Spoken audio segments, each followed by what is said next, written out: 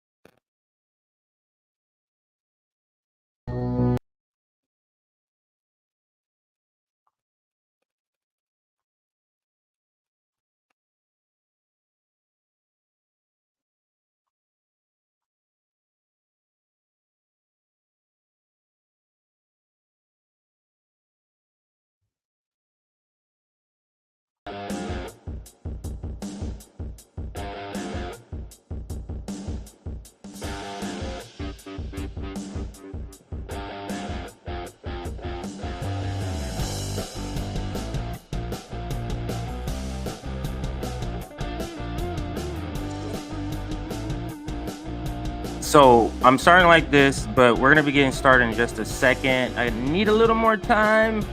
We're going to be recording actually from two campuses, George Washington University and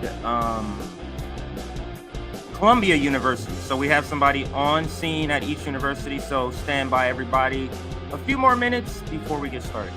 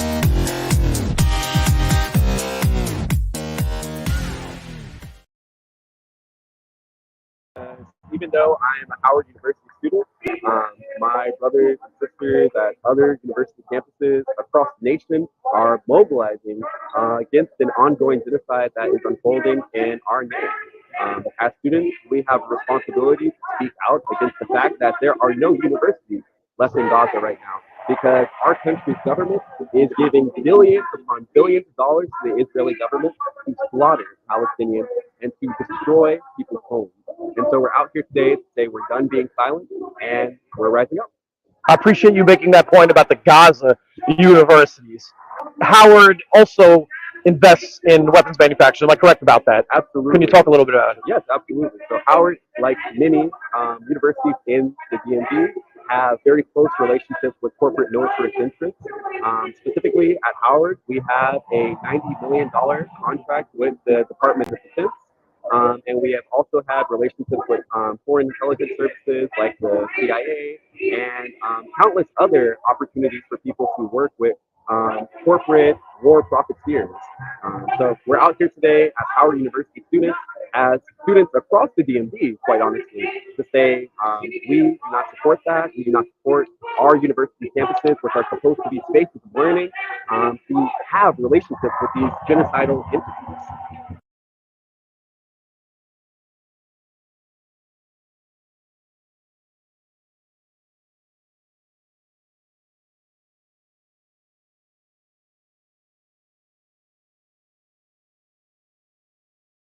Well, you know, I keep on thinking, George, you remember how William F. Buckley once said that he would rather have America governed by the first 1,000 names in the Cambridge, Massachusetts phone book than the members of the Harvard faculty. Is that, and just looking at this through the political lens, you know, presidential election is a year from next week.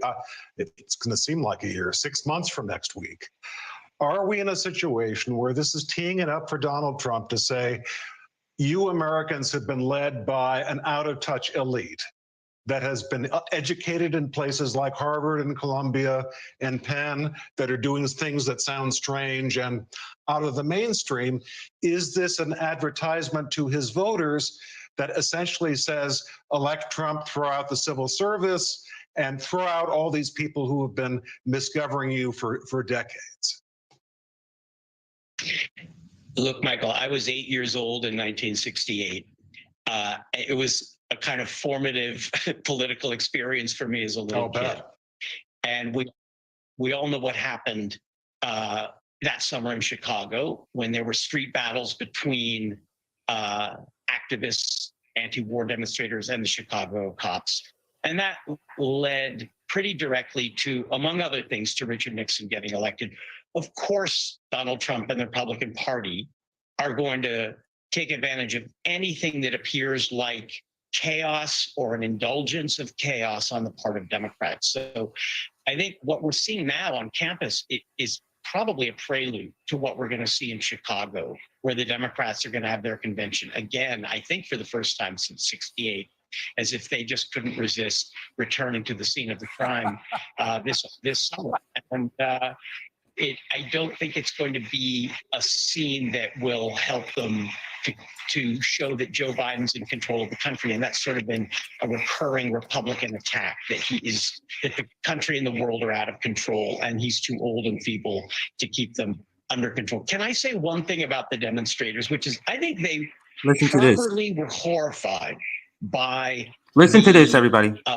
Number of deaths of civilians in Gaza. And when they called for a ceasefire and peace, they seem to be calling for an end to this suffering. But that has shifted to calling for an end to Zionism, which is essentially an end to Israel. And in Arabic, from the river to the sea, Palestine shall be free, is actually Palestine shall be Arab.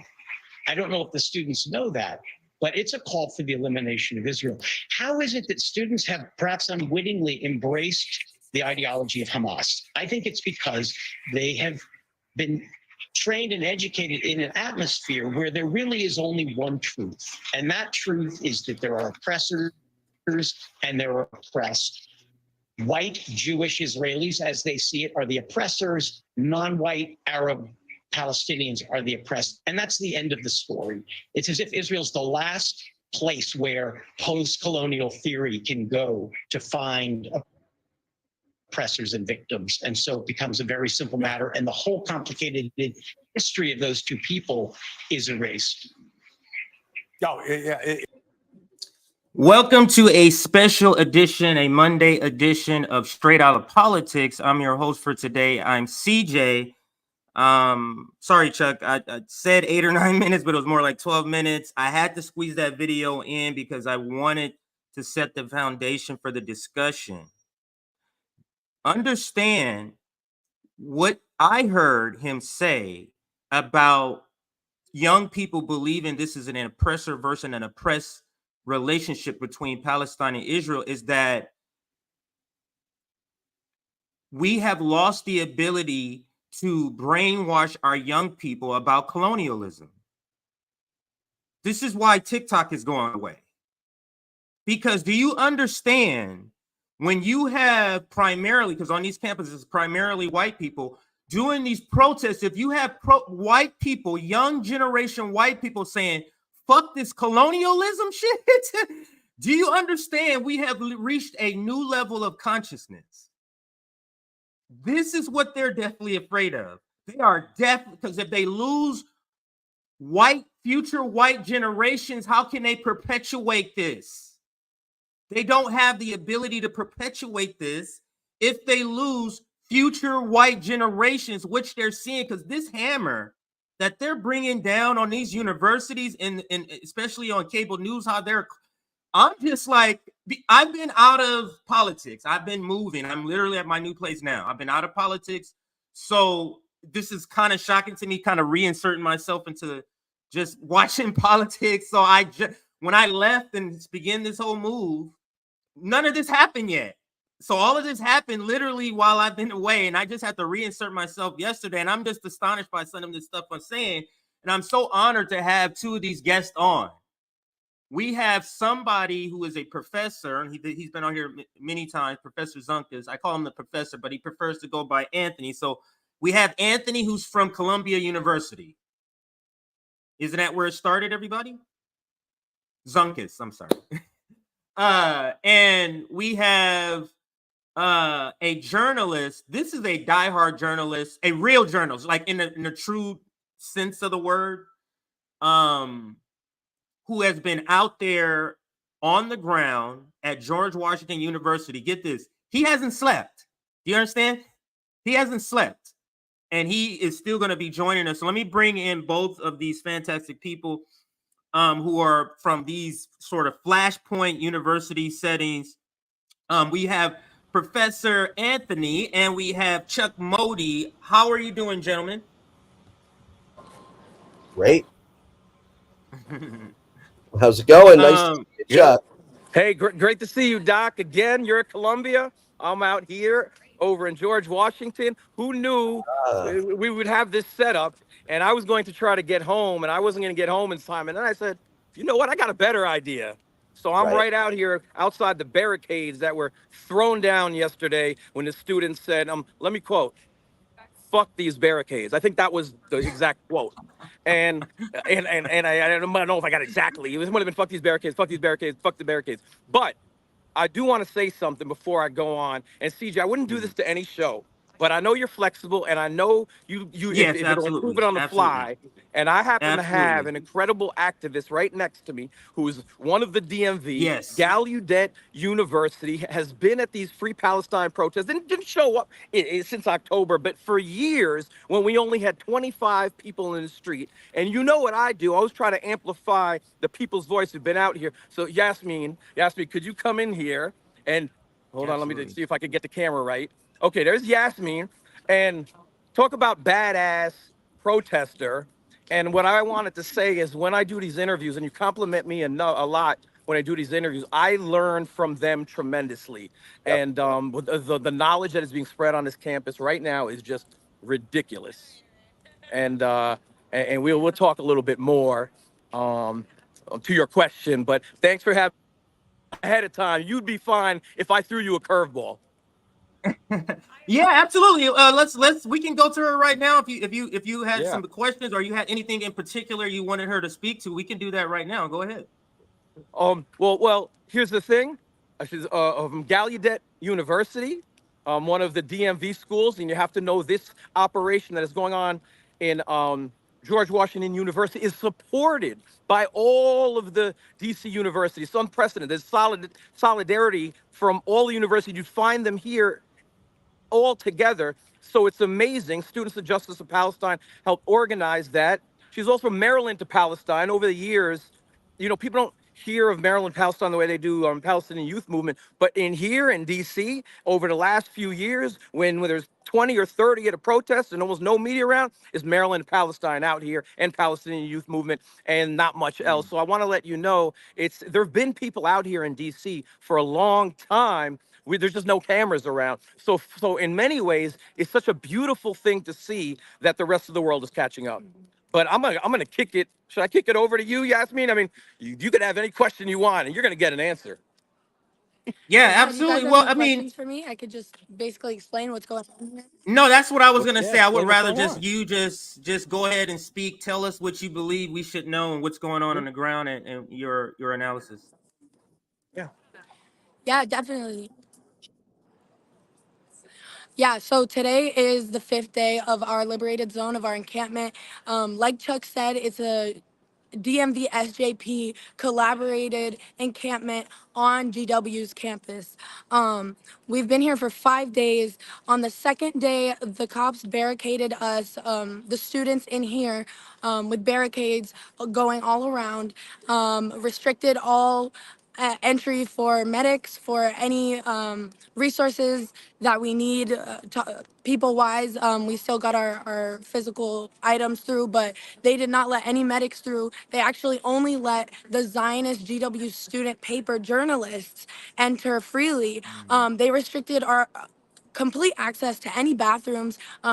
We've been using bathrooms and trying to shower in tents, and we are fine with that because we're dedicated to the struggle. We're dedicated to doing this for Gaza, but it just shows that universities, that administration would rather suppress us and basically place a siege on their students rather than listen to what we're telling them, listen to what we're saying. And even it just shows you how evil the admin is and the president of this university is, Granberg. They ordered MPD to enter our encampment and basically get rid of us. And MPD, basically a very fascist organization, refused. And that's how you know how evil this university is, because even MPD is disagreeing with them. And so once they put up those barricades, community, which has been the only way that we've been able to sustain this encampment for 5 days. Communities set up tents out there on the street. So we basically had one huge encampment with only a barricade between us. But we know that all that is metal. And we see this encampment as one. And then last night, what happened was that the police, the GWPD, decided to escalate and decided to become violent with students and grabbed the student and tried to arrest him. And the community grabbed the student and de-arrested the student and chanted, "Let him go," De-arrested. and pulled him back. Love that. And the cops gave in because they know that they're outnumbered. They know that we're winning. They know that they're scared of us. And so they let the student go. And then they made a big mistake because they infuriated all of the community members and students out there. And guess what they did? They rushed the barricades. They threw the barricades in the middle of here. They stood on top of them and they chanted. And they took back this liberated zone and opened it up to all of communities. So now we are one. Now the students are not isolated. And we are running the show. We are running the show.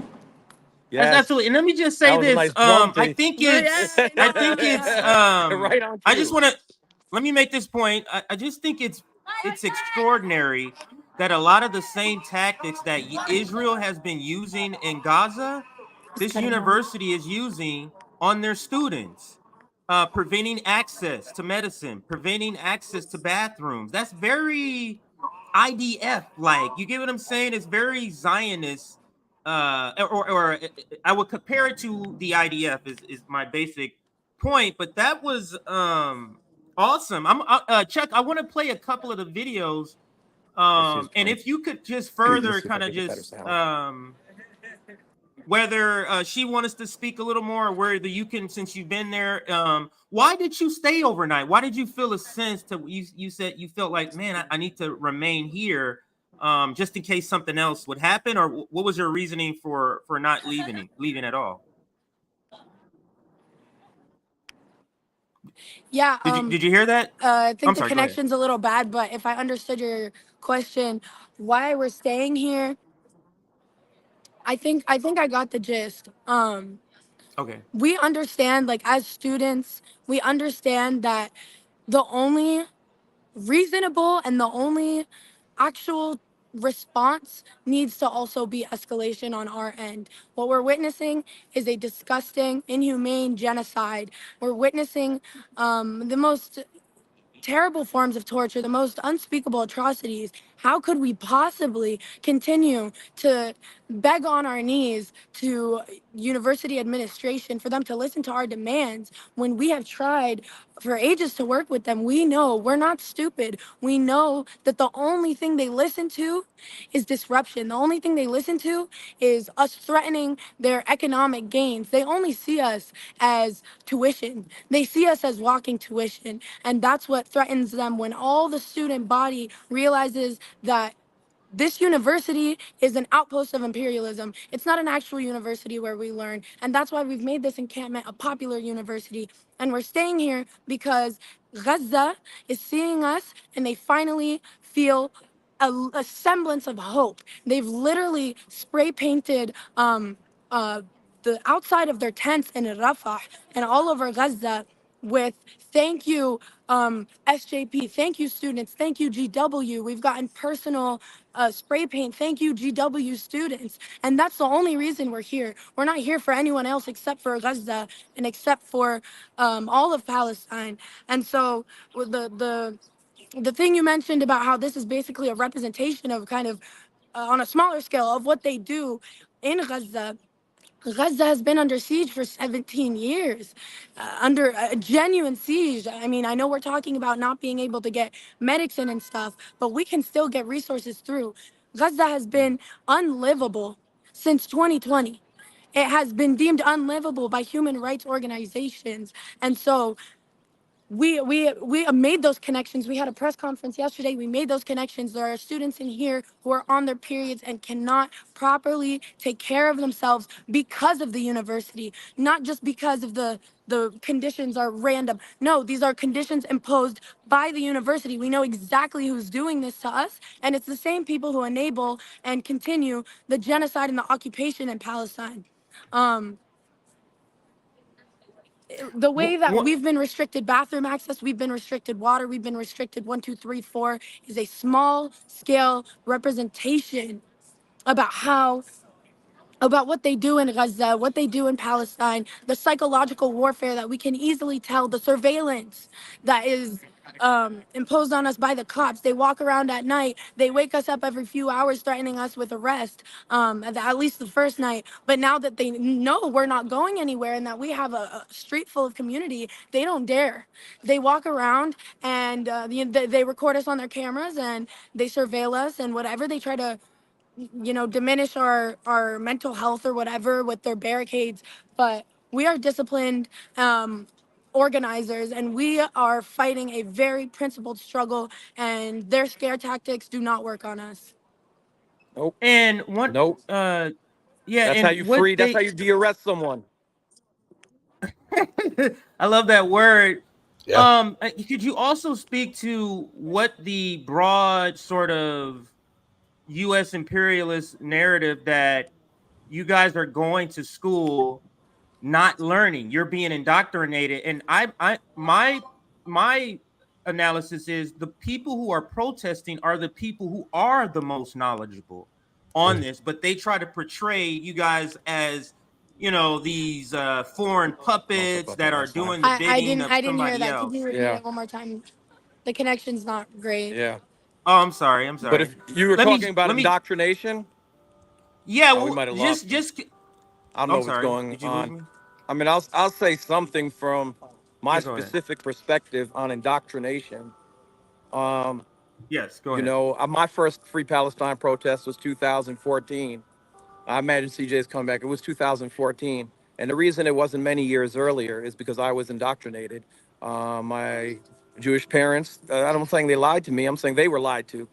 I'm almost embarrassed to say this. I have so many Palestinian and Palestinian American friends now, but I'm almost embarrassed to say this around them. But it's like, I only learned about Nakba a few years ago, right? And it's just like, it embarrasses me. And yet I let myself off the hook because that's not my fault that nobody taught me, right? And it's not my fault that the media was so biased. And I learned that at a Free Palestine rally because I was told that in Israel, we came on desert land and we spread love on this kibbutz and nobody lived there. I never knew we killed anybody. Nobody taught me that. So, and when you're getting into Israel, we're talking about brainwashing at another level. Now I see we got thousands of anti-Zionist Jews in the streets protesting solidarity, and it's been beautiful to see in that regard. But when I interview Jewish anti-Zionist Jews, I almost always have a question either on or off camera. And I ask them this. I say, unless they're under 30, you got some of these badass 20-year-olds, like, it's a new breed. But if they're over 30, I say, when was your awakening? I ask them when you're awakening. And then you have this wonderful story about when they learned they were lied to. And it takes a minute to realize people you love and you cherish were feeding you bullshit, whether they were lying to. But at the end of the day, the truth is the truth. Genocide is genocide. And on some level, this is also personal for me because it's like, I was raised on Holocaust movies. I really was. So when they said never again, yeah, never again, it's never again. Okay, they were having connection issues. But we're happy that they survive as long as they could. I did see that. That's why I was watching I have my monitor here, so watching to see how delayed it was. Slightly delayed, so we saw that. But me watching it, I can see that at least you can hear them, but their picture might have been delayed. So if they return, we will add them back in. But let's welcome in Professor Anthony. There goes Chuck again. But Anthony, could you speak to a little bit like what's happening? Let me wait. Let me make sure we get you ready, Chuck. Let me make sure the sound and everything. Okay, so it looks good. But Professor, could you just briefly speak to broadly what's happening on Columbia's campus too? Yeah. So as a lot of folks You're know, awesome. You need me? As always. If you got to go do something, it's fine. But if you could stay here, then stay here. Yeah. Oh, hold on. Let me. A little bit longer. Go ahead. yeah. So Columbia was the first school to do the encampment. They did it Wednesday, April 17th, which was the day that the president of Columbia, Minouche Shafik, was called to testify before Congress, before Lee Stefanik's committee. And so the students did this in secret. And early in the morning that day, they went onto the quad. So people need to understand what a quad is. If you didn't go to school or don't remember, it's an open area of grass, usually in 4 sections, or at least surrounded by 4 buildings, that does not impede any pedestrian traffic or interfere with any learning on campus. In fact, the zone that the students originally put their tents in is a zone set aside by Columbia for student protest and expression. So students said, great. Now think about this. We've been told, don't block traffic. You block traffic, people are late to work. It's not fair to them. So then the students said, okay, we'll camp out in the quad. They were told, don't do sit-ins in the lobbies of the buildings. Students have to walk around you to get to the elevator, to get to the stairs, to go to class. They said, okay, we'll put our tents in the quad. So the students put their tents in the quad, and the pro-genocide crowd wants to call out the National Guard because a bunch of students are sitting on the grass. They have lost their collective minds. They're out of solutions. They're out of arguments. They're out of answers. So the amazing thing is, I have photos of the first day of the encampment. I was on campus that day. I I taught my class on Wednesdays. And it was, I don't want to say it was boring because being there wasn't, but the photo, it's just a bunch of tents and a bunch of students sitting on the lawn, milling around, talking to each other. It was completely benign until the university, under the direction of the president, decided it was a good idea to call in the NYPD.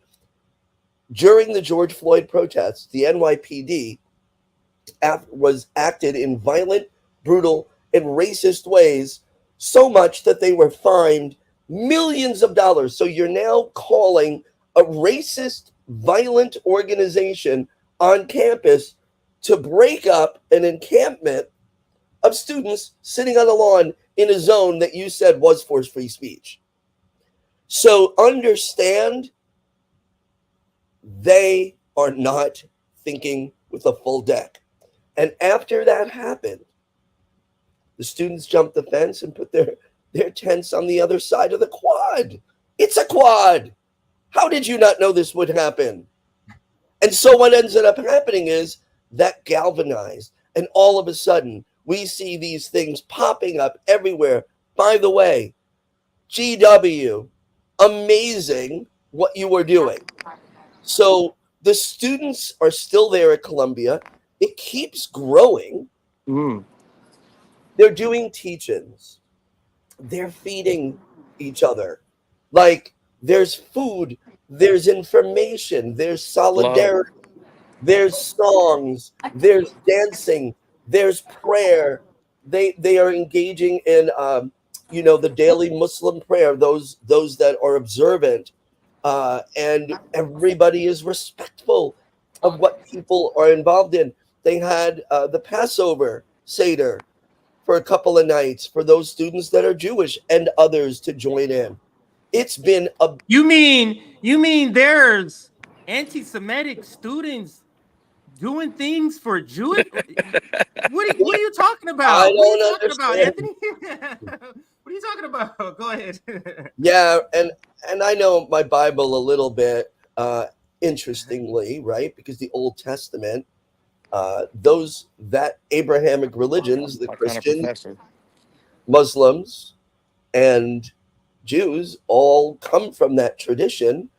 You know, what's the Passover Seder? The Jews were saying, "Let my people go." And the Pharaoh said no, right? So the whole holiday was an anti-colonial holiday. That was the whole point of it. So these people, they're calling these students anti-Semites. So Columbia SJP, Students for Justice in Palestine, which has been banned from campus by the president and the administration. They banned them and Jewish Voices for Peace. SJP, you can follow them on Twitter, Columbia Students for Justice in Palestine. They came out with a statement, basically, we respect all people. We do not give countenance to bigotry of any kind, whether it's anti-Semitism, racism, misogyny, on and on and on. They've been very clear.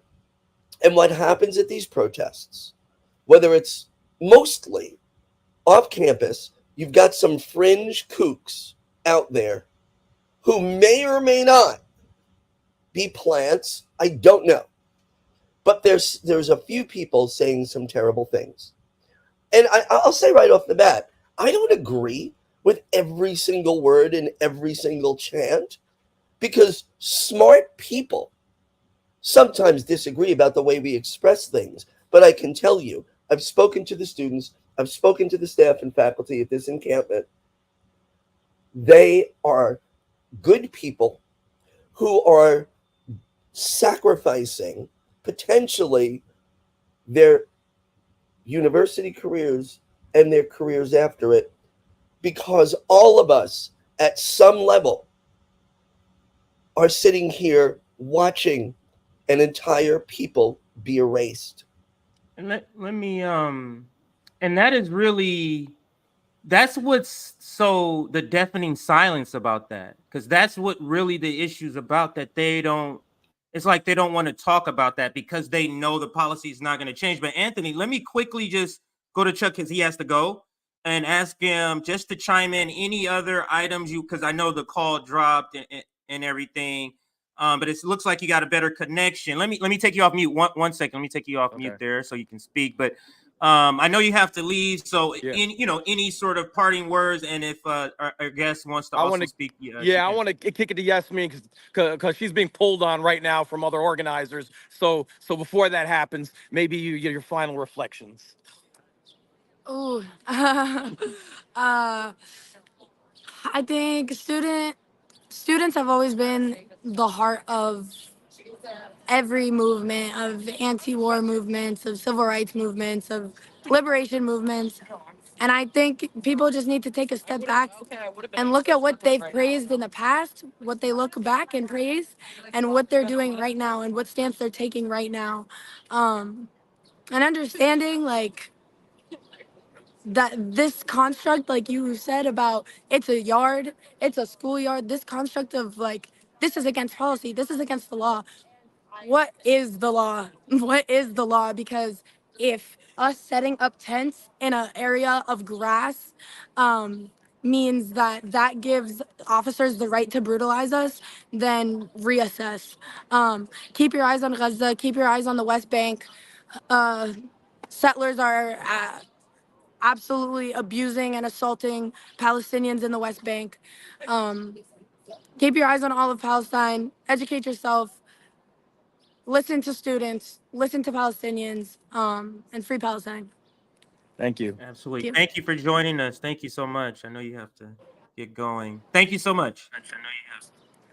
And Chuck, could you just what we're seeing behind you? Can you just describe what that is behind you? Physically, what's that behind you? You're standing in front of. Okay, well behind me is the barricades, and you can see the barricades behind me. You can see the tents over here.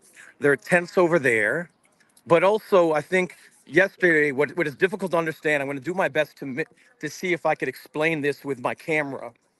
But up to yesterday, there was a fence, and there was a fence that was there to divide people inside, and the people who were inside, and Yasmin was speaking about it, could not go past that fence.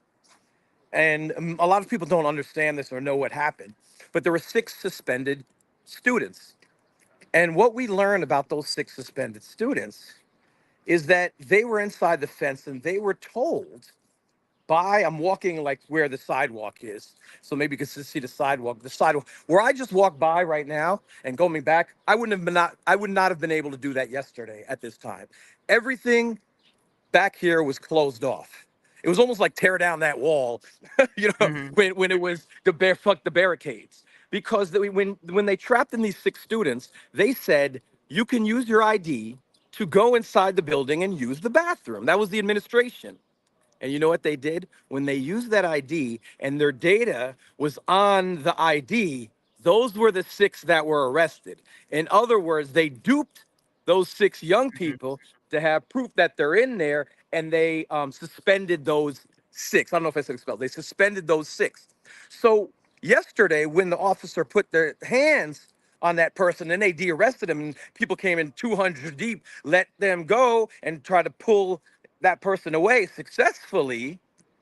When they said fuck the barricades, and when they pushed down the barricades and trampled it and all night stood on top of it and almost had a party on top of it, what was behind that is that you used those barricades purposefully and deviously to expel those 6 students. So those barricades were already a sham and already seen as a trap and a setup to harm the students. And very few people even know that story at all, but I want you to know the full depth of what fuck the barricades means.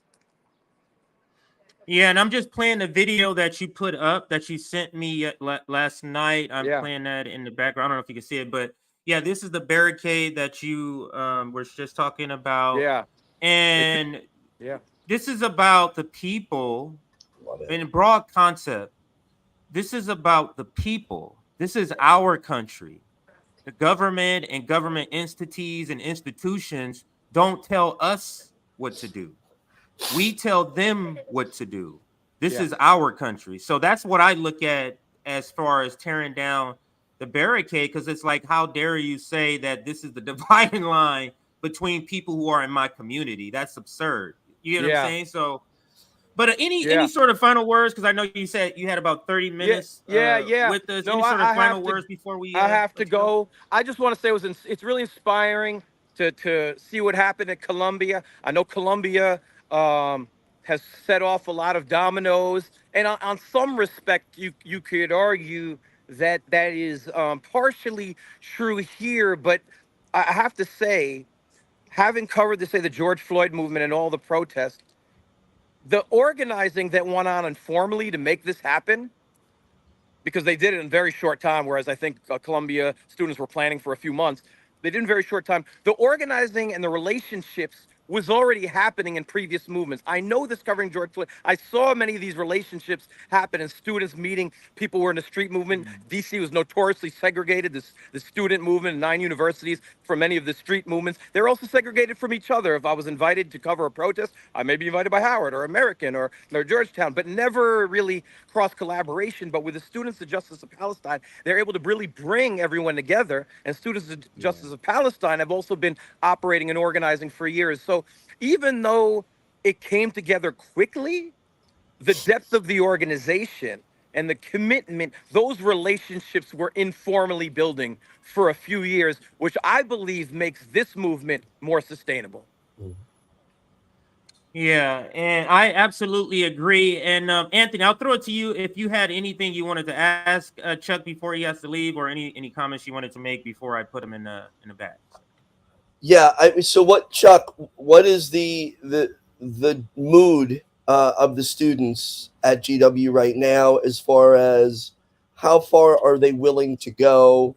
Also, is the administration negotiating with the students to meet their demands? And if they are those negotiations in good faith? Are they threatening to suspend all of those students? So, what's the determination of the students as far as, like, hey, no matter what happens, what are they going to do? First of all, great questions. I could answer the second one very easily. The only person who really hasn't had any communication is President Ellen Granberg, okay? And there's none at all, and has been adversarial. And not the first time it's been adversarial. And when I mentioned that, this is not new, I have already covered a couple of GW protests in the past year. One which was against for the same reason, divest. And then one was a year ago, before October 7th, divest. And so they were already doing this divest stuff with help of GW dissenters. They're a really great young group, the dissenters.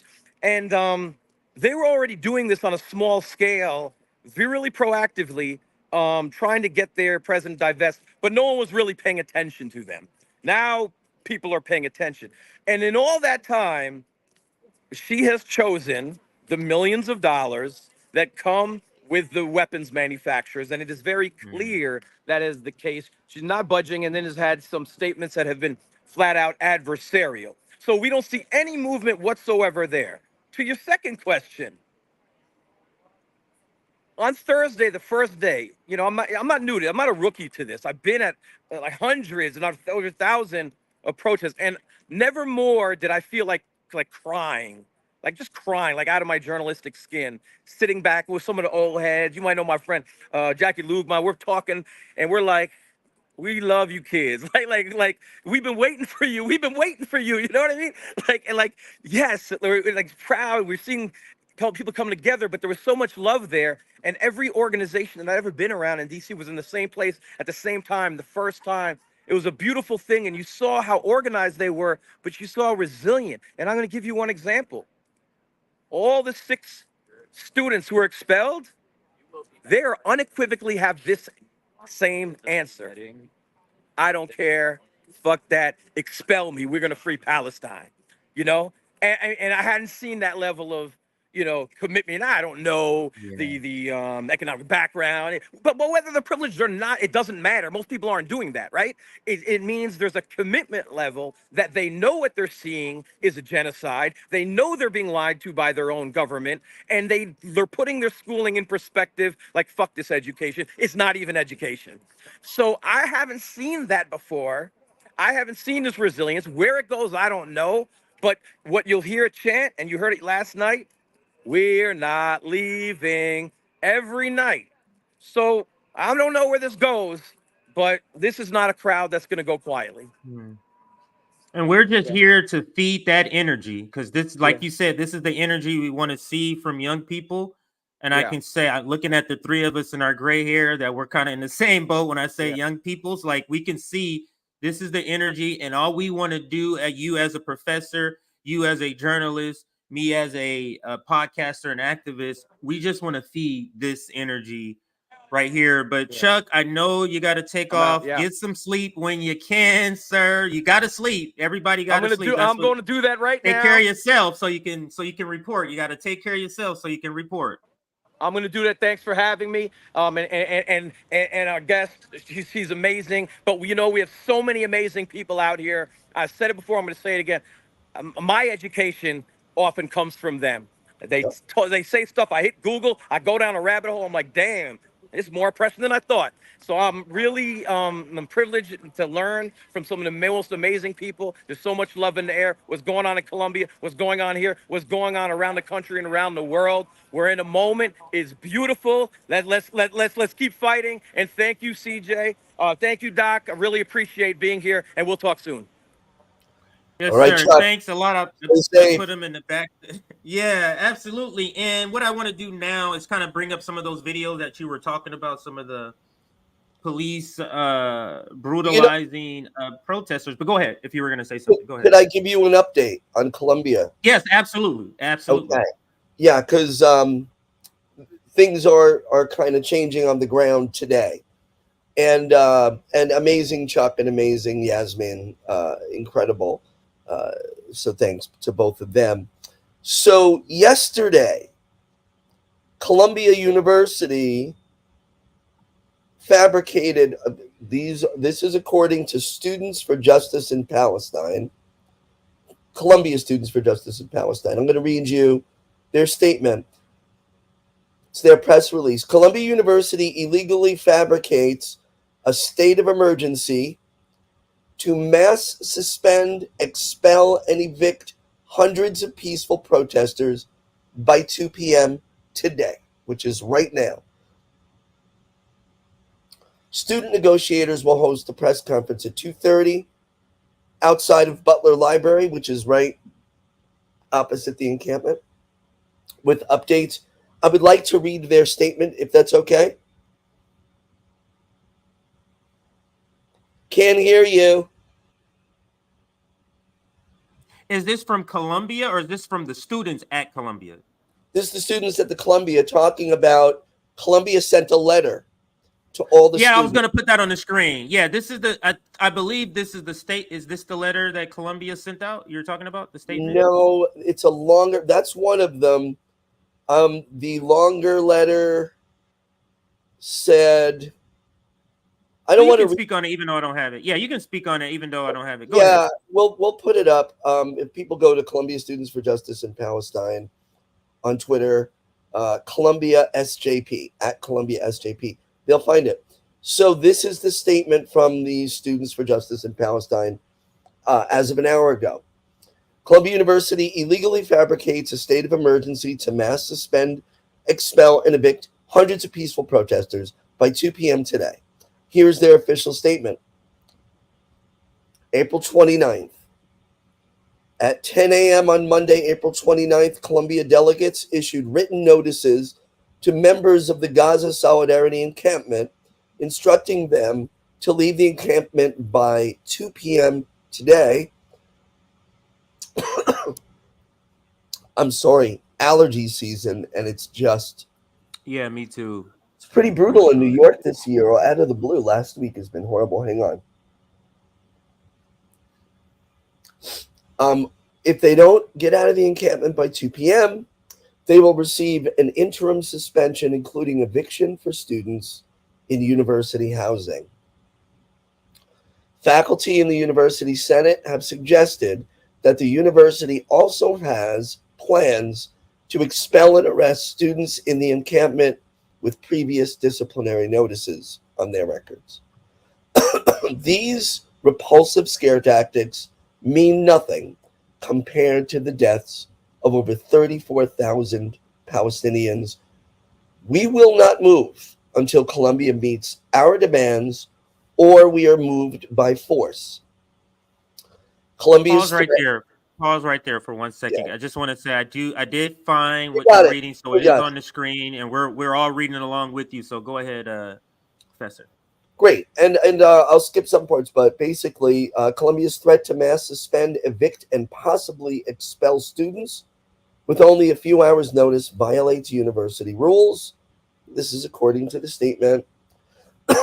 Faculty in the University Senate who rejected Colombia's plan because it is illegal were informed that rules of university conduct will not be applied in this instance. So Colombia is saying, according to this, that they're ignoring their rules. The faculty senate said, you can't do this, it's against the rules. And Colombia said, we know, we're ignoring the rules. Because the university has declared a state of emergency. So I will read you the end of this statement, which says, Okay, I'll move to the end. Yeah. today's threats come after days of fruitless negotiations in which the university refuses to seriously consider our demands for divestment, financial transparency, and amnesty for students and faculty disciplined in the movement for Palestinian liberation. Colombia pulled out of negotiations over the weekend by threatening students with a mass campus lockdown, that was this past weekend, and the eviction of every single undergraduate from their dorms. It is our position that good faith negotiations are not possible so long as the university attempts to win arguments by weaponizing food insecurity, houselessness, and military attacks as leverage. We have informed the university that we are prepared to escalate our direct actions if they do not adopt basic standards of conduct for negotiations. So I will keep looking to see what's happening on the ground right now. But 20 minutes ago, the student and faculty presence on the lawn, it's wall-to-wall people. It's massive. If you go on their Twitter account, you can see it's the second tweet down.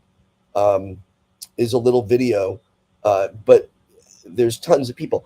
I can't be there today, or at least not now. I might be able to go later.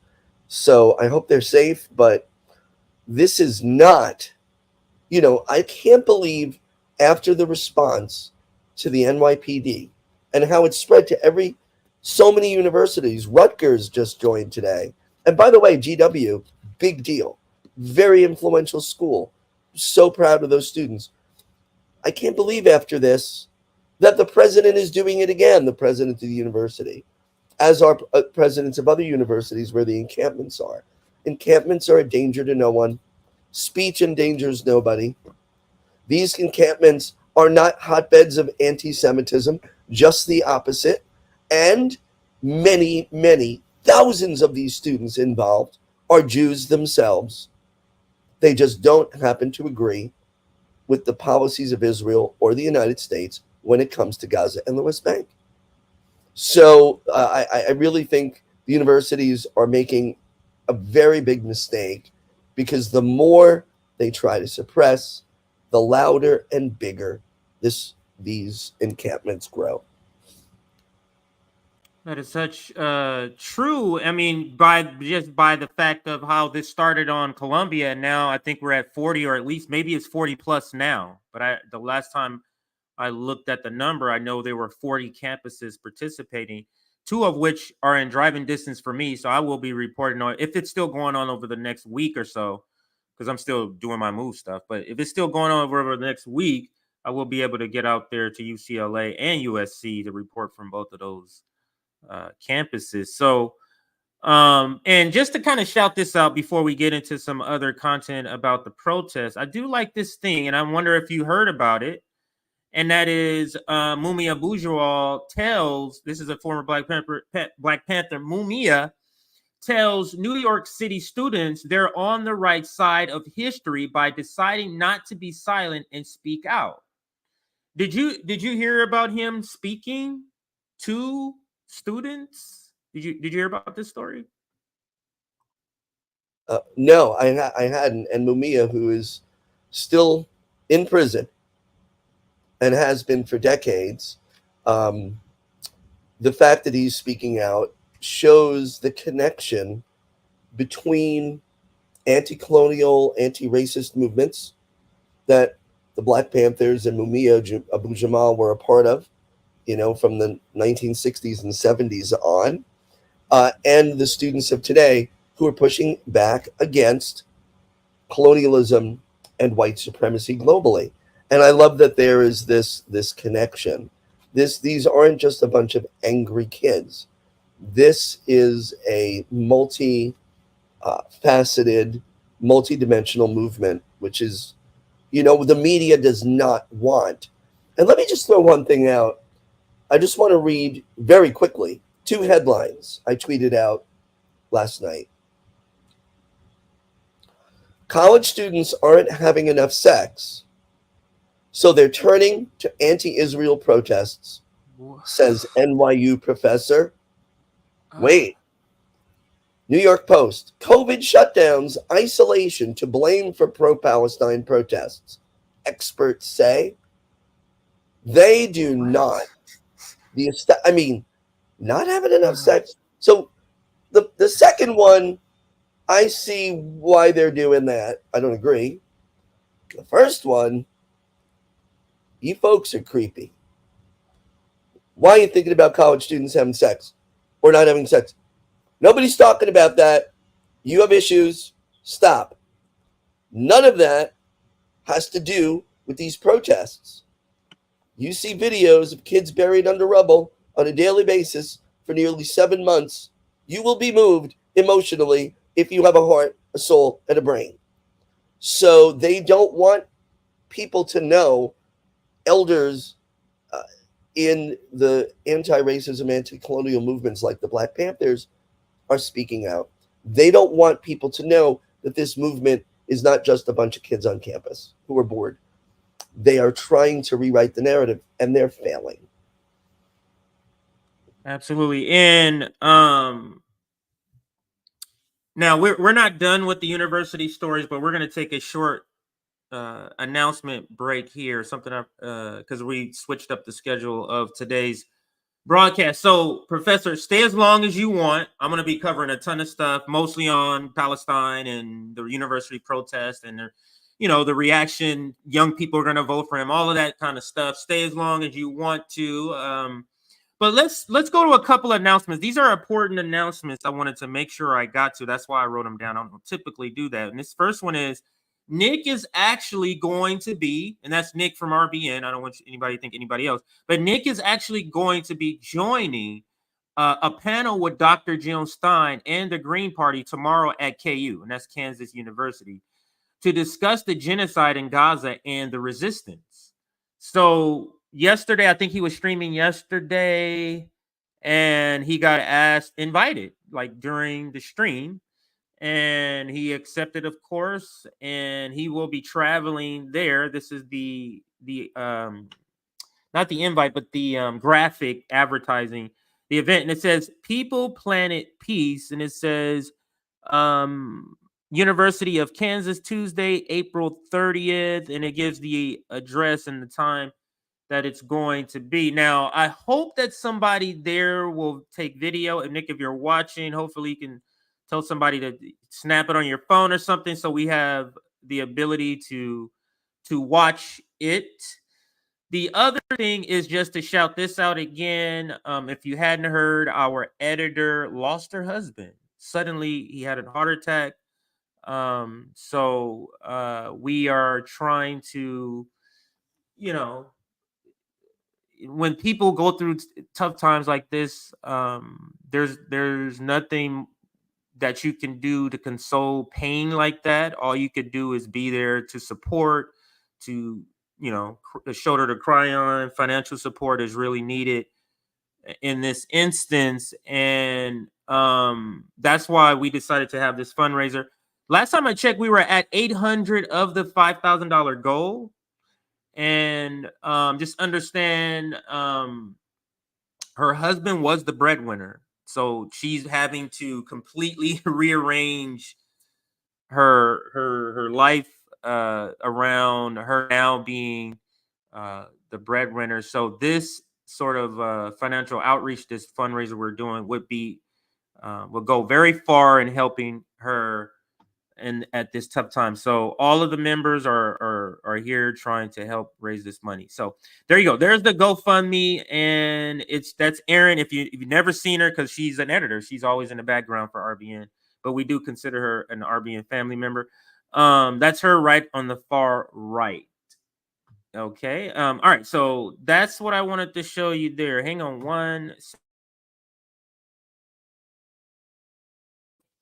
Okay, just wanted to check if my wife was in here for me or just in her. Okay, so let's continue. And that's I don't know if you heard, Anthony, about our editor. She lost her husband. Just a terrible situation. But let's get back to the story now and the presentation. And like I said, you could stay as long as you like. But where I want to start is with the student heroes. Let's start with the student heroes. What's happening? Okay. Yeah, it's okay. Thank you, sweetheart. All right, so let's get back into the story, and I'm going to start here again. And this is a student. I think this is at George Washington University. So I don't know if you've got a chance to see this, Professor, but let's start here. I got a lot of sounds going off at my house here. Let's play it.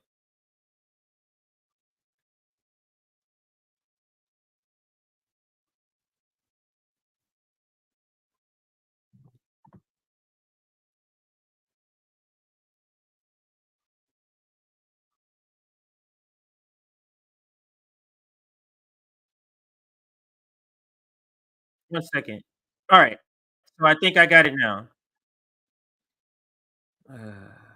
Again, this move, so the internet is not the same. All right, so now let me put it up. I wanted to make sure I had it queued up before I put it on the screen.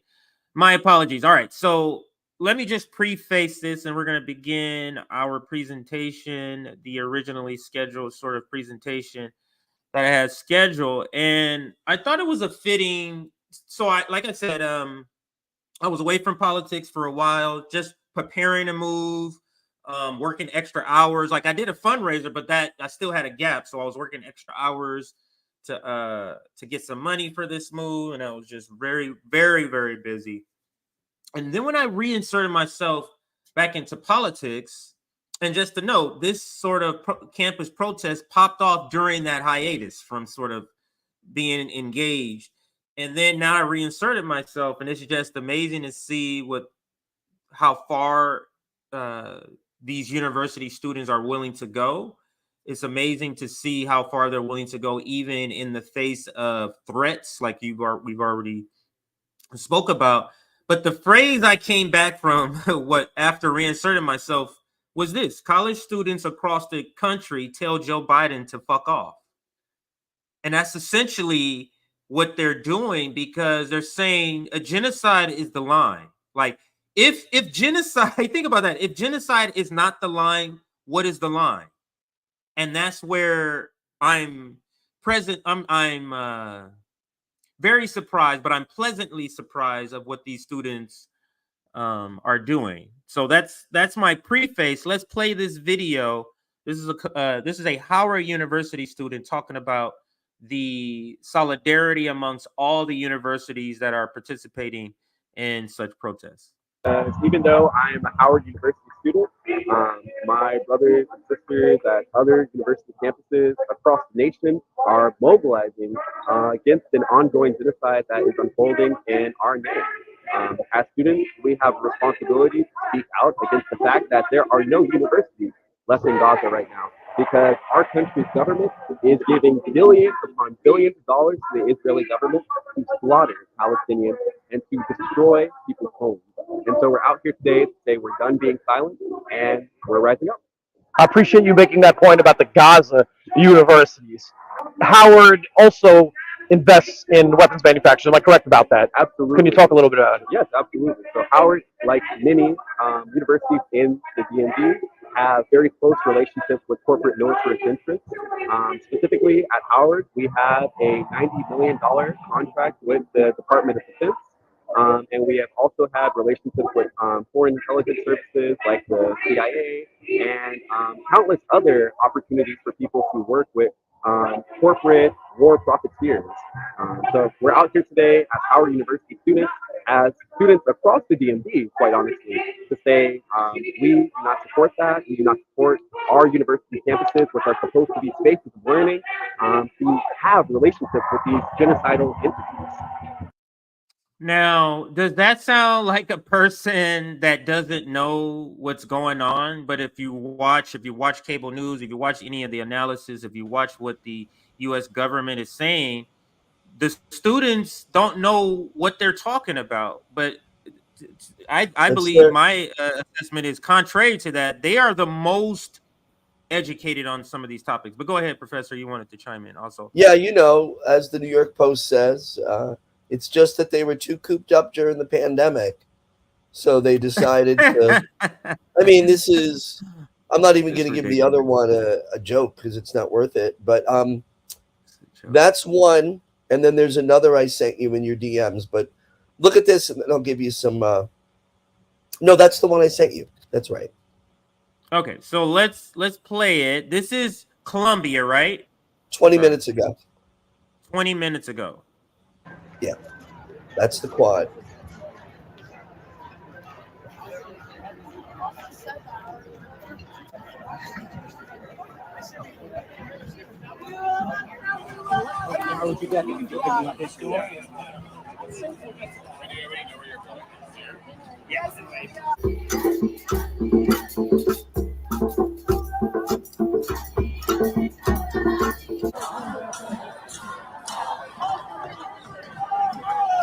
So if you can pause that,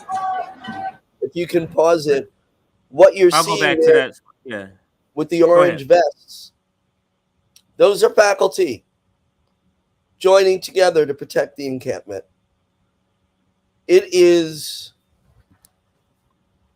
not an exaggeration to say that the faculty is with the students. And I made a point when I was on Sabby's show last week, I think. All the weeks are blending into one. Even faculty that may not completely agree with the folks in the encampment's take on what's going on in Gaza and the West Bank are saying the university should not be cracking down on those students' ability to speak out about an issue which is so vital that we talk about. So the faculty there putting themselves on the line to protect the students. And this is, if you think about it, April 17th, this thing popped up. The way it is run, everybody is a part of what's going on in the decision-making process. A real community has developed, and it's a really amazing thing to watch, where everyone is afforded the same respect and opportunity to participate and make their voices heard about what happens with the encampment, where faculty has stepped up, allowing the students to take the lead and standing there in solidarity and protecting them. But just to be really clear, so we don't lose this, everybody at that encampment, everyone at the encampments around the country and now the world are there not primarily as a free speech issue. They are there to speak up for the voiceless people in Palestine whose lives are being taken and threatened on a daily basis, whose homes have been destroyed, whose children and family members have been taken from them. The main issue is for a free Palestine. And, you know, the encampment at Columbia very clearly said, we are not asking students around other schools to stand in solidarity with us at Columbia. We're asking people to stand in solidarity with us, with the folks of Palestine. It is the main issue. And I just want to throw out, Empire likes to use its tools to distract from that main issue. And they do it by having institutions and organizations suppress the people speaking out, as well as using violent law enforcement. When they do that, they draw the energy, or try to draw the energy, from the protesters away from demanding that Israel stop its slaughter, blockade, and apartheid, and its genocide. The empire tries to draw the energy away from that so that protesters are focusing on the schools, their institutions, and the law enforcement, both of which are suppressing them. But it is a tactic that has been used forever. Let's get the protesters mad at the school administration. Let's get them angry at the police. And then it dilutes the message, or they try to dilute the message, which is free Palestine, end to apartheid, end to the illegal settlements in the West Bank, right of return, end the genocide, stop U.S. weapons flow, right? That's the issue. And what's happening, despite the school and the police, the schools and the police, the students are saying, we are here to stand up for Palestine. Our message will not be diluted. Our enemy is the military-industrial complex, colonialism, and apartheid. And I think it's an important thing to understand how they try to dilute our energy by making us fight with police and school administrations. But the students are always one step ahead. And it's important to understand that. And I'm really glad that's the case.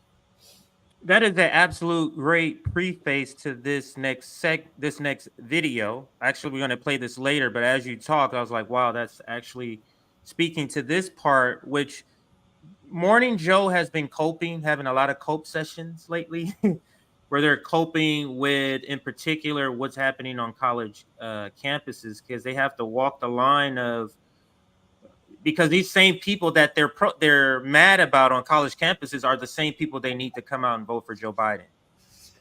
But when you said those people in the orange vests were faculty, because I didn't understand initially until you said that, why I kept hearing the critique be on the faculty dropping the ball. So the faculty at Columbia, they're saying they're dropping the ball because they're standing back and saying, no. This should be free speech. You should not be doing this. That's what they meant. And I didn't understand why they had that assessment. And I saw it in several segments. So they talk about this in this segment, and they also talk about other things about this protest, in particular on Columbia University and some the other Ivy League schools. But let's listen. I'm going to play a good chunk of it, maybe 2 minutes straight, and then we'll comment on the other side. I'd like to think that what the students feel about the university is important enough that maybe we could bring this university to a halt and really reorder its priorities. But at the moment, it doesn't seem that this is possible at all. We may halt classes for a few days. We may even halt it for a spring. But ultimately, we don't change the foundation of this university, which is essentially an enormous business corporation. That was a Columbia University student speaking to NBC News in 1968 about ongoing protests at the school in opposition to the Vietnam War. I've got to say, it makes as much sense in 2024 having 18 or 19-year-old people running college campuses as it did in 1968, Fast. which is to say, Let doesn't me. make any sense. I gotta pose it. Stop it here because understand what Morning Joe. Who is their audience? Because they believe they found a gem, Professor. They think that this is a gem that they found. Look at this student talking about basically how protest isn't gonna bring about real policy change from a government. See, it was ridiculous then. It's a ridiculous. That's what they take from that, which is amazing. But it also speaks to who their audience is. Their audience is the people on the other side of protests. Their audience is the people who are on the other side of labor protests, for example, of strikes, of unions, of healthcare protesters. So the people who watch their show, that's their audience. But just wanted to make that comment. Let me finish the clip here. Sense at all, and you do wonder where the adults are, the adults that are supposed to be running the university, the amount of money that they are paid to educate students, and they can't allow students to go to class because a small subset of those students and outside agitators want to shut down the camp. Where are the adults? It's staggering. Not just to me. I know I'm a conservative. Not just to me, but to 90% of Americans. They want to know where the adults are at Columbia. They want to know where the adults are at Penn. They want to know where the adults are at Harvard. They want to know where the adults are at all of these college campuses where they're letting their students and outside agitators run across the campus, shut down debate, scream whenever anybody tries to talk reason to them, shout genocidal chants, hold up signs pointing to Jews saying Hamas's next victims, holding up signs talking about the final solution, chanting constantly from the river to the sea. You know what from the river to the sea is? If you don't, that's all right. Most of the students chanting it don't understand that they are chanting genocidal comments. All right, joining us now. They want to. So I had some specific questions, but he said a lot there, and I don't know what stood out and what triggered you more. So I'm just gonna give you a more broad question, and that is, what stood out to you in just that short sort of 45 seconds? Because when he's saying, where are the adults, he's talking about you and your colleagues. That's who he's speaking to.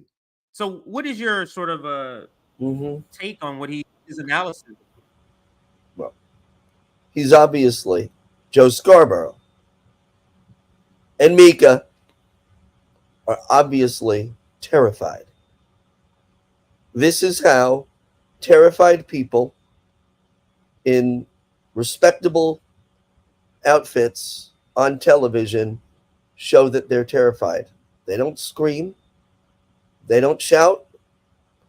They do exactly what Scarborough's doing, demeaning and belittling the protesters, not talking about the reason they're protesting, which is a genocide, purposely misconstruing and misrepresenting their message, and making a historical link. See, this has happened before. He's saying the lunatics took over the asylum before. We can't let it happen again. It's not a good idea. Listen, the campuses belong to the students. And nobody is saying what I said in my introductory remarks here today.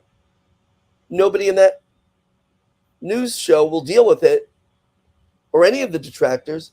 These are students in tents sitting on the grass. Most students in the encampment, well, I mean a good number, don't stay there overnight. The faculty goes. People hang out as long as they can, when they're not doing other things they need to do. Some of them are there the entire time. But all it is an encampment on a lawn. Right.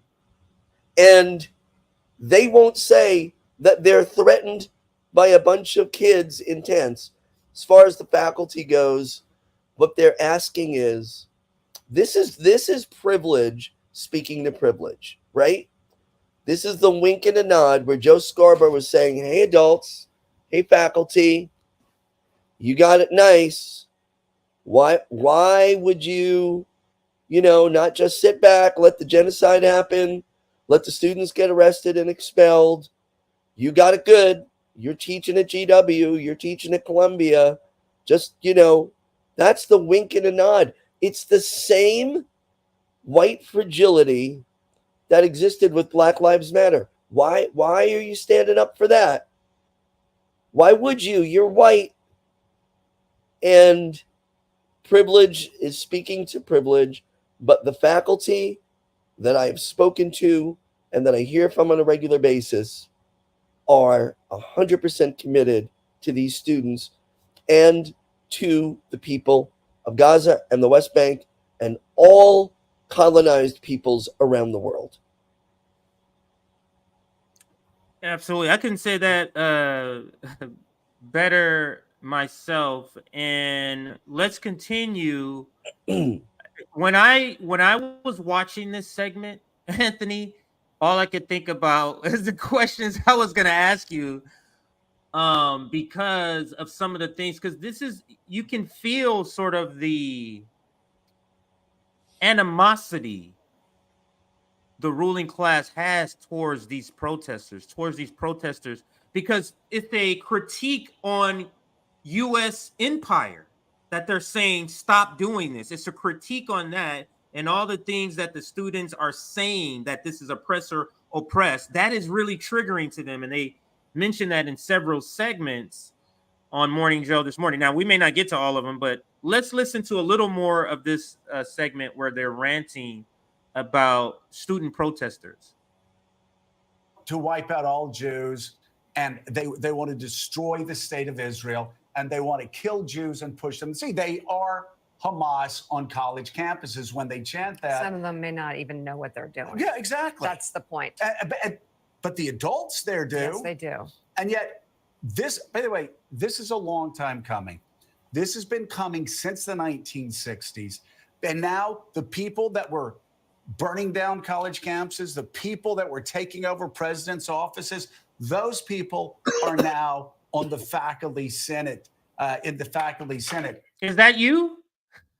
Were you burning down stuff and now you're on the faculty senate? Were you that type of, because that's what they're saying basically. Right. The reason the faculty is not repressing more students is because those faculty members were the same people that were just on the video we just saw protesting Columbia back in the day. Could you speak to that? Is that true? Does that ring true to you? I mean, there are some faculty who were absolutely involved in the anti-empire, anti-colonial, anti-war movement, which,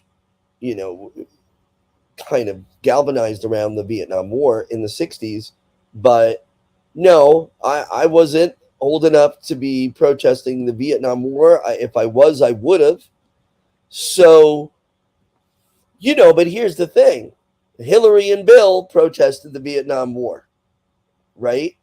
A lot of the folks in the Democratic Party, some of the folks in the Democratic Party, the elders, were not Joe Biden, though, because Joe Biden was an establishment guy from day one. And some of them were involved in that movement. They see this as different.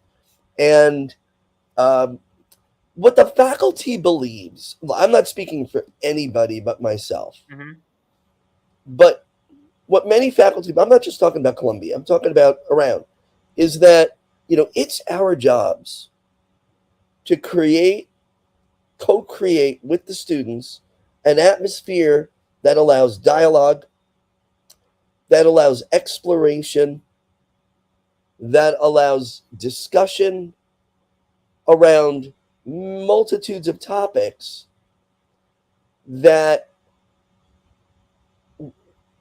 move us to a place where we can critically look at who we are, where we are, And I'm going to boil it down so it doesn't sound so like ethereal. And this is one of those issues because it ties together colonialism, empire, profit, establishment, business as usual, racism, white supremacy, all of those things. And we need to be able to talk critically about it. Nobody in those encampments is trying to prevent well, not just Jewish students, anybody who is pro-Israel and what Israel is doing right now. Nobody's trying to prevent them from speaking out. And notice these counter-protesters come to our protests to disrupt them because they want video footage of getting yelled at. And the bottom line is there's not a lot of that. Why aren't they? Have your own protest. You really believe Israel's doing the right thing? You have every right to stand up and say it. And I'm not going to go there and shut you down. I am confident enough, and so are the students and faculty protesting around the country. We are confident enough in our opposition to genocide and apartheid that we are not threatened if somebody holds a different view. Right. And I will dialogue with anybody about it. I get that people look at things differently, but we've got counter-protesters trying to infiltrate, coming in, disrupting, because they don't want the voice to be heard. I want to point something out. I watched, I think you covered it too, RBN definitely did, Piers Morgan. Yeah. And whenever they have one of those very well-trained pro-Israel genocide folks on there, they engage. I saw it happen. Crystal Ball was on last week. And, you know, she was trying to be very clear in explaining what her view was. And anytime a person, a guest on these panels mentions the 15,000 kids buried under rubble, it's a genocide, Israel's purposely targeting civilians, World Central Kitchen and 200 other aid workers, anytime they do, the trained PR folks, some are part of the Israeli government, some aren't, talk over them. Because what their goal is, it's a very clear tactic they use. They don't want the words Israel is guilty of war crimes to be heard by an audience member listening to the Piers Morgan or the MSNBC show. They don't want the words 15,000 kids buried under rubble in areas. NBC did an investigation. Hey, Joe and Mika, NBC just did an investigation, NBC News, showing that in at least 7 instances, Israel firebombed and killed innocent civilians in places that Israel specifically told them were safe to go to. Where's that's your parent company, Joe Scarborough. So they don't want the voice to get out that says this is genocide, this is apartheid, this is anti-Palestinian racism, anti-Palestinian Islamophobia. I mean, even though there's Christians there too, it's all of those things, and they don't want that out. You'll notice they don't talk about it. They don't talk about the humanity and the destruction. They, and all their guests they don't have opposition guests that I've seen. When they have, they shut them down very quickly and don't ask them back. But when you hear people say on Piers Morgan, who, listen, I don't love his viewpoints, but he's done a decent job of inviting guests on who are pro-Palestine. And I'm like, thankful for that. But then these PR people for the genocide and for the IDF come on and they just talk over. They don't want the words to get out. That is a blatant tactic that I've also pointed out in other cases too, but in these sort of cases too, where and I have the same sort of analysis of Piers Morgan, where he's like there's another guest that's like that, where the person is not good at all. It's just that they are willing to bring on good guests, and that's why people watch, or that's why I engage in that show. Democracy Now!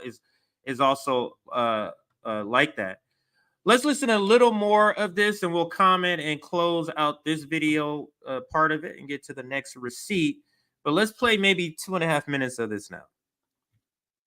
Trying to encourage these students to do the same. They helped elect Nixon. They I guess they want to elect Donald Trump in 24. Good on you guys. Okay, joining us now, staff writer at The Atlantic, George Packer. His latest piece is entitled "The Campus Left Occupation That Broke Higher Education." Also with us, Chief Content Officer and Editor-in-Chief at Forbes, Randall Lane. Forbes is out with a new piece this morning entitled "Employers Are Souring on Ivy League Grads While These 20 New Ivies Ascend," which we are unveiling exclusively here on Morning Joe. And it really has a lot of synergy with what we're covering in terms of these protests, but it's bad news for Ivies and good news for some universities that usually don't get I've got to a say, crack at being at the front of the line. so many parents that I've talked to from, Connecticut, when I lived in Connecticut, they're sending their kids south. I talked to administrators at Southern universities, SMU, Vanderbilt, of course, Alabama, Georgia, Southern universities. A lot of parents sending them south. It's really sad. George, I want to make sure people watching don't associate any of my conservative, born in the USA comments onto you, because you actually wrote a very thoughtful piece. And let's read it right now. So, in the piece, right where you write in part this, George. 56 years ago this week, at the height of the Vietnam War, Columbia University students occupied half a dozen campus buildings and made two principal demands of the university: stop funding military research and cancel plans to build a gym in a nearby Black neighborhood. The current crisis brings a strong sense of déjà vu. Ideas born in the 60s have become the instincts of students who are occupying their campuses today. Between oppressor and oppressed, no room exists for complexity or ambiguity. There's nothing to debate, which I think education's about. Elite universities are caught in a trap of their own making, one that has been a long time coming. They've trained pro-Palestinian students to believe that on the oppressor-oppressed axis, Jews are white and therefore dominant, not marginalized, while Israel is a settler colonialist state and therefore illegitimate. Now, I mentioned this They've before. trained pro-Israel students to believe that unwelcome and even offensive speech makes them so. I mentioned this earlier, but this part where they're talking about settler colonialism and they're talking about oppressed versus oppressor, this to me is one of the most jarring and scary things to the establishment. Is that it's because if you have young white people who the majority, or even of a large number of them, even they say it's not the majority, let's say it's 40%, now sort of accepting that as a reality, accepting that as an accurate analysis, the empire is doomed. You get what I'm saying? The empire needs to be able to sort of pass the keys down to the next generation to sort of continue this ideology. And this is one of the most shocking things to them. And that's why they write it in this article that they're going over. Let me play a little more and then I'll bring you in for some comment, Anthony. So unsafe that they should stay away from campus. What the universities haven't done is train their students to talk with one another. And George, we've seen that. 1 second, let's see. Yes, not only in elite universities. I think we've talked to you about this before, about even schools in Manhattan, where parents send their kids to schools, and some of the thinking that is permeated, the thinking that undermines liberal education. Talk about what you're seeing right now on college campuses.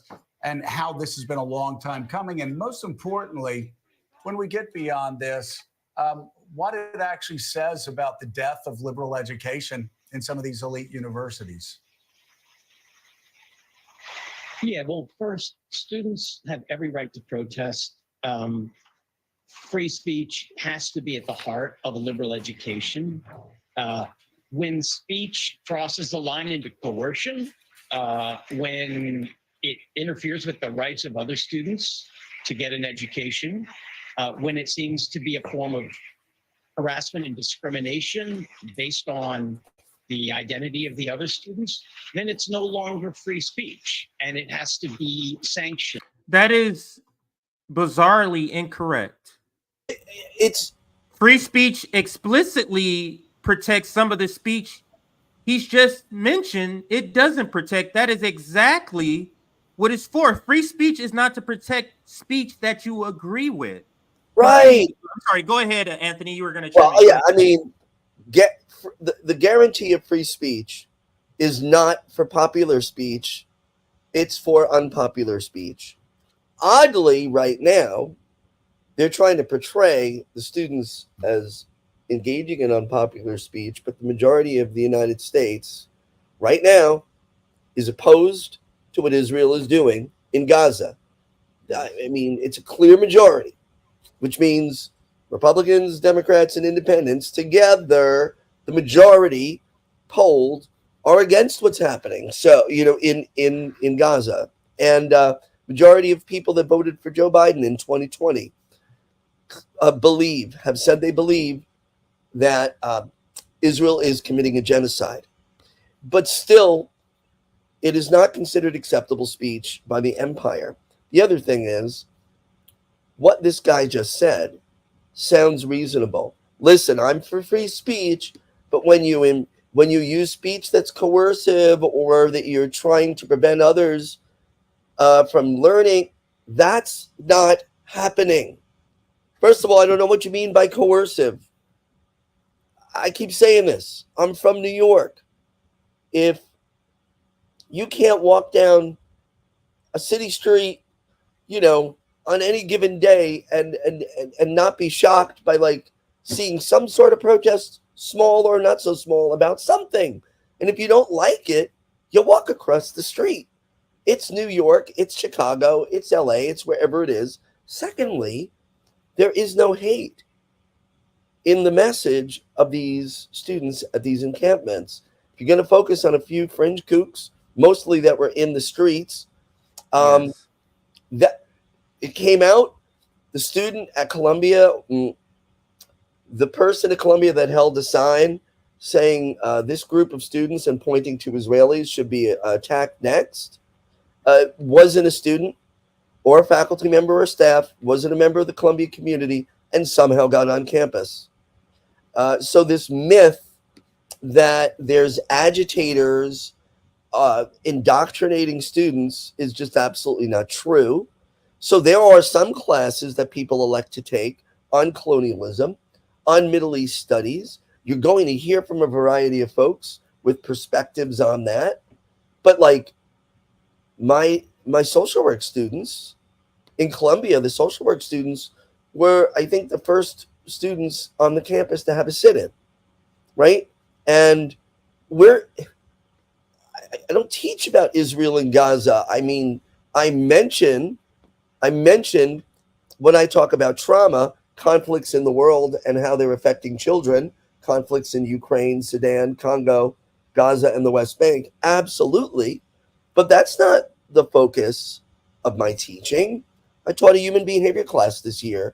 I taught an addictions class last spring, right? So it's really important to understand these students are not being indoctrinated. They are reading, they are studying. And I see students in the encampment reading books about what's going on and the history of the Nakba and things like that. Chuck is right. They know more than we do. We're getting an education from them. But this myth of indoctrination is very volatile and very toxic. And it's just, there's no basis in reality. These people They just say these things and they don't bring receipts. From the river to the sea does not mean kill all Jews. That's an insanely psychotic thing to say, especially when there are Jewish people saying it. They don't want to kill themselves. Right. The entire So bizarre. pro-genocide crowd is just insane, expecting us to believe that the Jewish Voices for Peace want to die. That's not at all what this movement is about. It's about everybody having the ability to live free of fear, have the things they need in life, the opportunities to move forward and to live their best lives, to be safe, to be well fed, to be able to have a community. That's what we're fighting for, not just here, everywhere in the world, and that includes Gaza and the West Bank. These folks are in the minority. Bill Maher, what a joke. First of all, he's an anti-Islamic racist.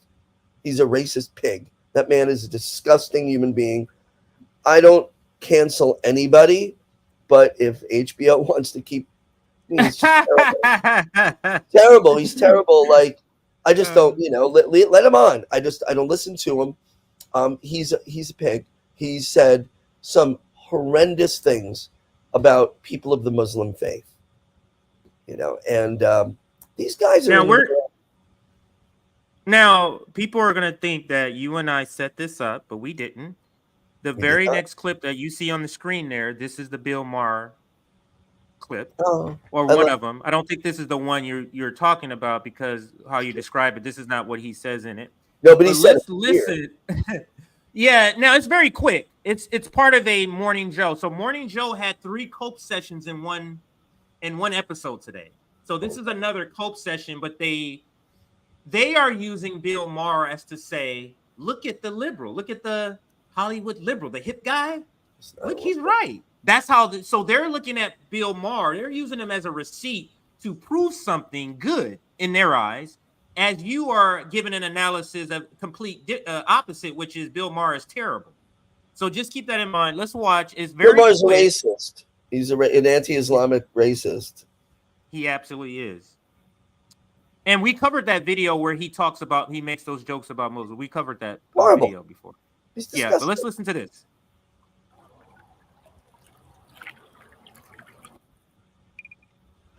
Maybe the question that today's protester needs to ask themselves more than any other is, why do I care so much about this particular cause? North Korea starves its people. China puts them in concentration camps. Myanmar brutalizes the Rohingya. Boko Haram kidnaps whole villages of women.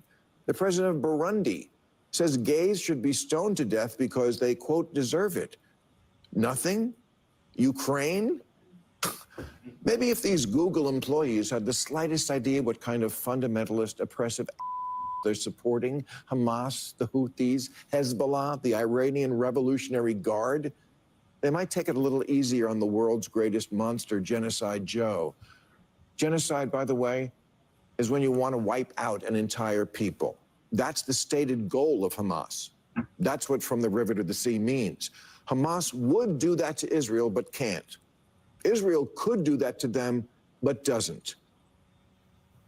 Now, I'm going to pause it there and give you first response before I take it somewhere else. But I don't know if you've seen this particular part of one of his monologues, but what is your reaction to what he says here? He is a hateful, grotesquely privileged man who should keep his mouth shut when it comes to people standing in solidarity with oppressed folks. He is grossly underinformed about the history. He comes off as smart and intellectual. He is not well read. And, he is on the wrong side, as is Joe Biden, as are all these people. And the one thing I keep hearing, why aren't you speaking out about the genocide in Yemen? We are. The students are. We're standing in solidarity with oppressed and colonized people everywhere.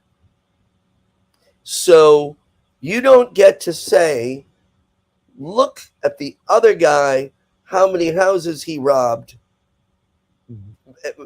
as a defense to the fact that your ally and friend is robbing houses, right? That's not a, hey, they're doing bad things too. Okay, and we've spoken out about, I've talked about Yemen. So have you. The Saudi-led genocide in Yemen for years. Like, this is not something we ignore. So they're just wrong. They try to make it, this is known as the Palestinian exception.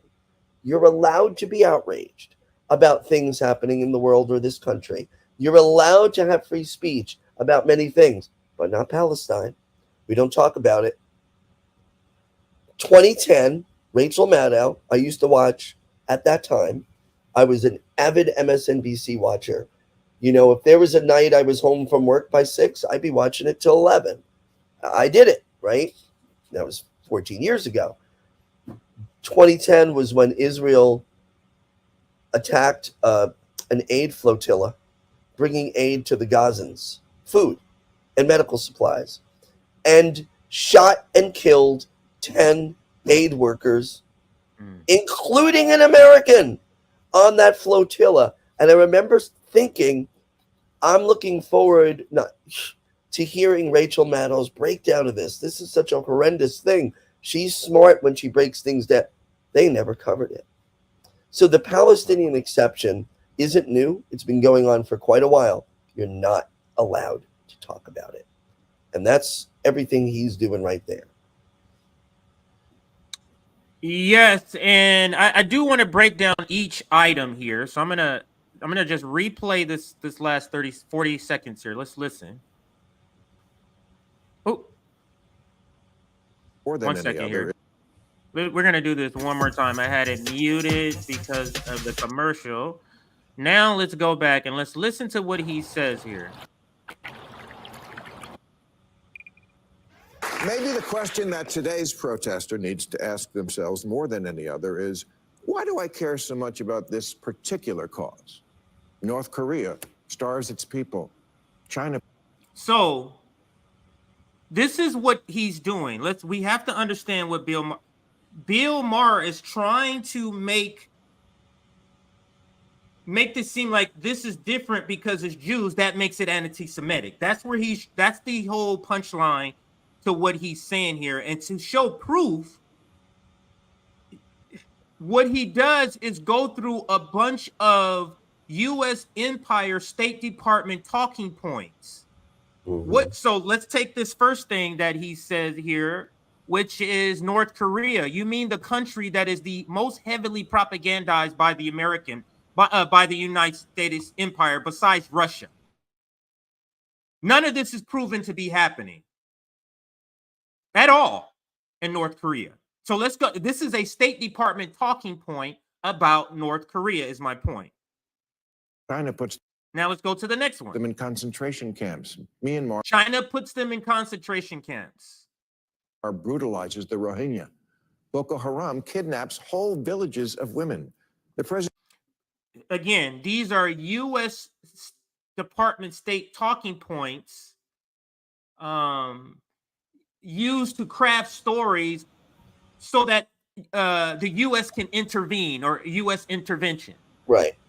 So that's all he's going through. He's saying, why are you protesting this legitimate thing when these other illegitimate things that the U.S. empire is lying about? Why aren't you protesting these talking points? Which is so ridiculous. But go ahead. And the U.S. does often exaggerate. Listen, I don't believe the Chinese government is good to the Uyghurs. I'm not sure how to say the word. Uyghurs. Yeah, I don't know that it's as, you hear a lot about, well, it's a genocide. It's not. I haven't seen evidence that it's a genocide, but I don't know that government is good and to those people. But like that, the United States government is not good to Black Americans and literally enslaved them and then Jim Crow, and now the new Jim Crow is mass incarceration. So, yeah, there's a long list of governments that don't truly serve the interests of all their people. That's not news. What's happening now, according to experts, like people who do this work, is the worst humanitarian crisis in our lifetimes. And don't tell me, and of course they exaggerate North Korea. Nobody knows what's going on in North Korea. We just don't know, right? So there's a reason. Our government, like you said, doesn't want us to know. And China does some great things with poverty and all that. The bottom line is, it's the Palestinian exception. They just don't want us to talk about. Here, look at this injustice over here. Go talk about that. You're allowed to have everything but this. You're not. Yeah, You're allowed, right? I'm sorry. I thought, yeah. You're allowed to have every discussion, but this one, the question needs to be asked: why? Why aren't we allowed to talk about the humanity and center the humanity of Palestinians in Gaza and the West Bank? Why is that a threat to you? Yeah, and to this person's comment point about the Uyghur or Uyghur genocide, whichever way you pronounce it, Nick has covered this many times. And if the Uyghur genocide is true, it'll be the only genocide where there's no evidence. Now, we have a genocide happening in Gaza. Are we lacking pictures and videos of the genocide? No.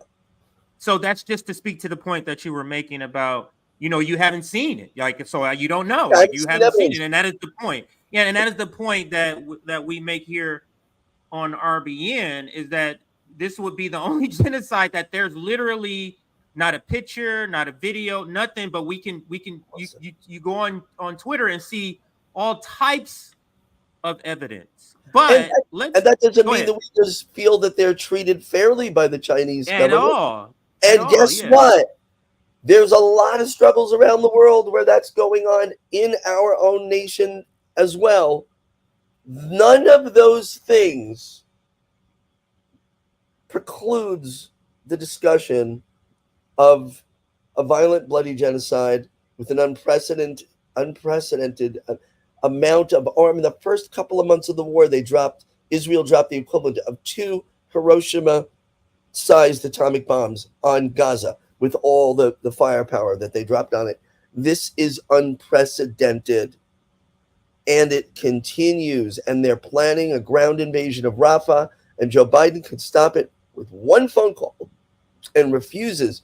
And they don't want us to talk about it because Bill Maher and Joe Scarborough and Mika Brzezinski do not see the Palestinian people as human. And Dred Scott, in the 1800s, the Supreme Court said, black people are 3/5 human. That was a liberal decision. Some people said, amazing, look, the Supreme Court said you're 3/5 of a person. That's incremental progress. The United States, in many instances, still does not see its black citizens as human. We, of course, do not want any discussion of that or of the fact that Palestinians are the group that our governments and our media are saying it's okay to dehumanize them. Best we don't talk about them. Why don't they just move somewhere else? They're losing. They're completely losing the argument. They absolutely are. Let's listen a little more to this segment past the Bill Maher part. Let's get past the Bill Maher part into something else. Because I'll just kind of talk about what he goes on. He goes on to point out other countries. He goes on to point out how some African countries aren't for gay rights, aren't for homosexual rights. They're not for that. And he thinks because you're not out protesting any of those things, but you're protesting a genocide now, that means something. As if the genocide isn't worse than somebody saying, I don't believe in you having the right to an abortion. somebody saying I don't believe in defunding the police. These are positions I agree with.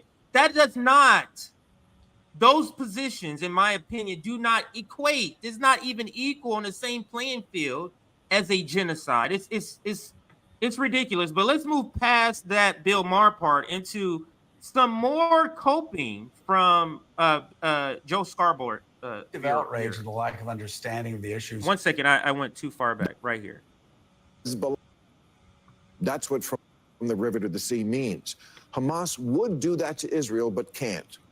Israel could do that to them, but doesn't. That's Bill Maher on his show Friday, pointing out the selective outrage and the lack of understanding of the issues.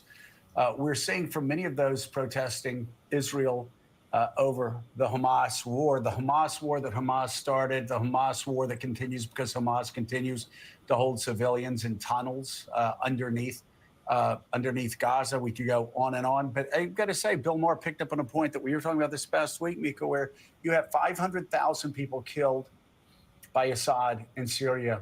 No protests. Colombia went on fine. 500,000 Arabs killed. Nothing. Saddam Hussein, that's not true. Responsible for the death of about 1 million Muslims. Schools more didn't shut propaganda. down in the 70s, 80s, and 90s. Kept going. Nothing. And then you add to what Bill Maher said, you could talk about 2 million people killed in Sudan over the past 20 years. That civil war continues. Nothing on college campuses at all. I wonder what's different this time. Oh, wait. It's actually Israel. Yeah. That's what's different this time. And you could add Ukraine to this. Well, You yeah, could talk add about anything. Ukraine. And you see the, like, you hear the same thing that it's sort of Bill Maher, like, Ukraine? What do you mean? Because you're on the side of Palestinians, that means you should be on the side of Ukraine Nazis? You see, like, the sort of no framing subtleties that they give it. Go ahead. No subtleties there. Like, I came out against Russia's illegal invasion of Ukraine. Now, Russia had very good reasons to be upset about what was going on in Donbass and the fear that Ukraine would join NATO. Those were very legitimate concerns, but I don't believe bombing cities is good. So whatever. Point is, I care about the people of Russia. I care about the people of Ukraine. I don't want more Ukrainians to be slaughtered in a war they cannot win. This war could have been negotiated 2 months in. It could have been prevented.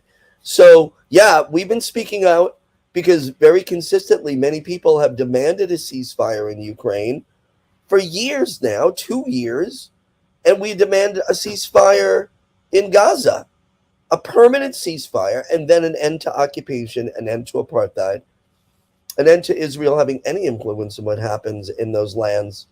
And, you know, you said it's because it's Israel. That's what Scarborough is saying.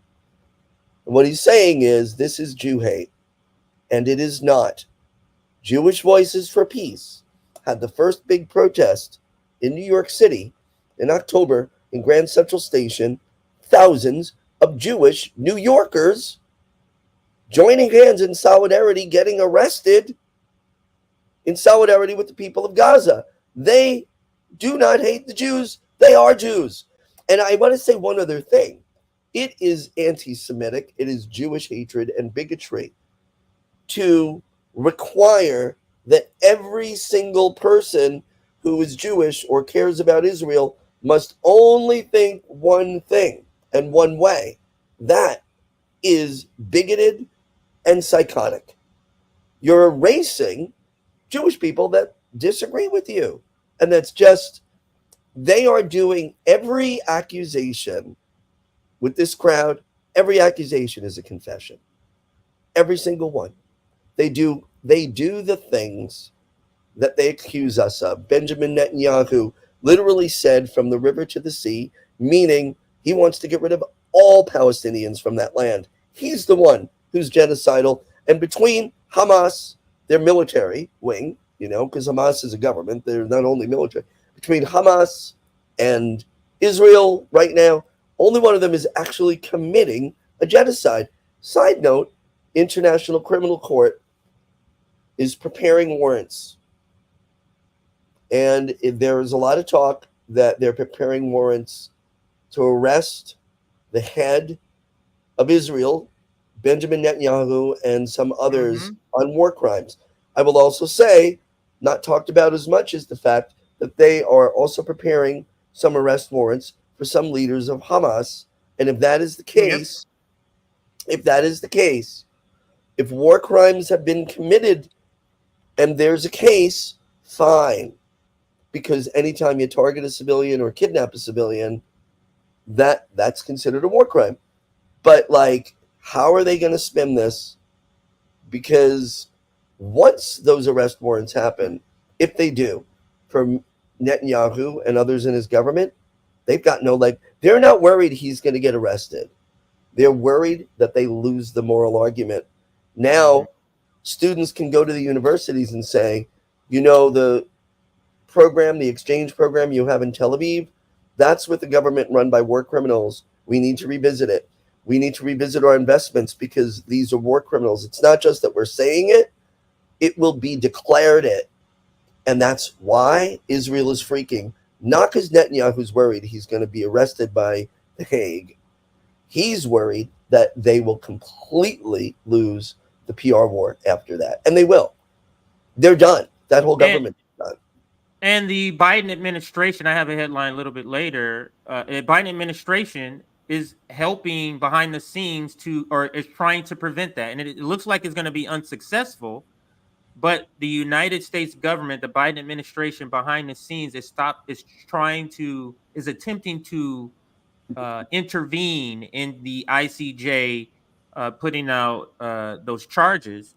Now, I do want to sort of begin to close down the student segment, student protest segment, and that's with two items, and that is one, just mentioning the encouragement by Black Panther Mumia Abu-Jamal. I didn't read the article. Now I want to read it here, read a little bit of it.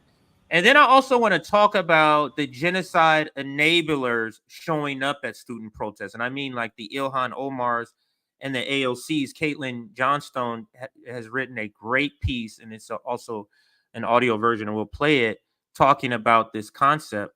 But this is Mumia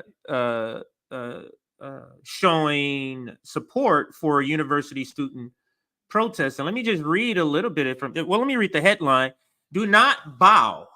Ex-Black Panther praises pro-Palestinian student protest from prison. Mumia Abu-Jamal tells New York City students they're on the right side of history by deciding not to be silent and speak out. There's a couple of snippets from the article. This is not the entire article, and this is from The Guardian, if you want to go look it up. Quote, you're against a colonial regime that steals the land from the people who are indigenous to that land. I urge you to speak out against the terrorism that is afflicted upon Gaza with all of your might, all of your will, and all of your strength. Do not bow to those who want you to be silent, end quote. That's a quote from Mumia. The article goes on to say, as hundreds of students and supporters at the CUNY campus, that's the Columbia University of New York, encampment in Harlem cheered, he continued, quote, this is the movement to be heard and shake the earth so that the people of Gaza, the people of Rafah, the people of West Bank, and the people of Palestine can feel your solidarity with them. Abu-Jamal was founding member of Philadelphia chapter of the Black Panther Party and went on to become a radio journalist as well as president of Philadelphia chapter of Black Association of Journalists. In 1982, he was convicted and sentenced to death in 1982 for the murder of police officer Daniel Faulkner in Philadelphia in 1981. Abu-Jamal spent almost 3 decades in solitary confinement on death row before his death sentence was overturned by a federal court, citing irregularities in the original sentencing process. A prolific writer, critic of the U.S. criminal justice system and Black struggle, Mumia is serving life without parole, and his supporters regard him as a political prisoner. So I thought that was just a feel-good sort of part of the story where you have somebody, a sort of iconic figure as this Black Panther, and Mumia giving at least verbal support, the support that he can to a movement as theirs. So now the other part that I also wanted to show you, and that is this here. Let's listen to this great article that Caitlin Johnstone wrote, and this is an audio version of that talks about letting genocide enablers show up at these events, and then we'll comment. And I got a couple of more receipts here. Let's listen. It's not even 4 minutes. It's like 3 minutes and 45 seconds. Let's listen. Opposing the Gaza genocide while supporting Biden is a dishonest, nonsensical position. Nobody who claims to oppose the Gaza genocide while simultaneously supporting Joe Biden actually opposes the Gaza genocide. They're just saying what needs to be said to win approval in the political sector they want the approval of. They're not taking a moral stand. They're cultivating an image. They're building a brand.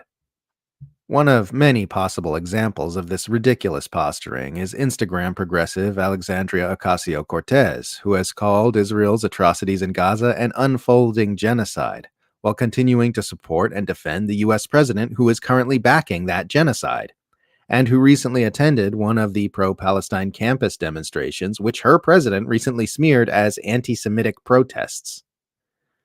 What AOC is doing here is attempting to straddle the impossible divide between what progressive Democrats claim their party is about and what it's actually about in real life. She's paying lip service to opposing injustice, supporting a ceasefire, and siding with anti-genocide activists because that's the sort of thing progressives are supposed to do, while simultaneously throwing her political support behind an administration that is facilitating injustice, keeping the genocide going, and smearing those who protest against it. You really couldn't put together a more incoherent position if you tried. You can't acknowledge that Israel is committing genocide without also acknowledging that the Biden administration has been actively participating in that genocide. If you acknowledge that Biden is guilty of genocide, then you are acknowledging that he is guilty of the most horrific crime a state leader can possibly commit, short of initiating a nuclear exchange. Once you've acknowledged that Biden is guilty of doing pretty much the worst thing any state leader could possibly do, you've crossed a threshold. After such an acknowledgement, it is not logically or ethically coherent to follow it by saying you support him anyway because at least he's a bit nicer to LGBT people than Donald Trump would be, or because he might try a tiny bit harder to reduce global warming. You've acknowledged that he is participating in genocide. Genocide! There's no but that could possibly follow that. It's like saying, sure, my husband's a serial killer, but he's great with the kids. If someone said that to you, the only conclusion you could possibly come to is that they're not all that bothered by the serial killing. Those who support Israel's actions in Gaza are the worst people on earth, but at least their position has some kind of integrity. They're not contradicting themselves by pretending to oppose what they're actually fine with. They're not tearing themselves in half trying to straddle two completely incompatible positions while smiling for the camera and pretending it doesn't hurt. They're not posturing as compassionate anti-imperialists while serving the evil empire. Those who are supporting Biden while opposing the destruction of Gaza do not have any kind of integrity. They're just wearing whatever mask is politically convenient based on the way the winds are blowing on a given moment, while continuing to support the U.S. centralized empire which cannot be sustained without nonstop tyranny and bloodshed. They are providing social media-friendly sound bites which pay lip service to peace, while their true loyalty lies with the globe-spanning power structure whose existence makes peace impossible.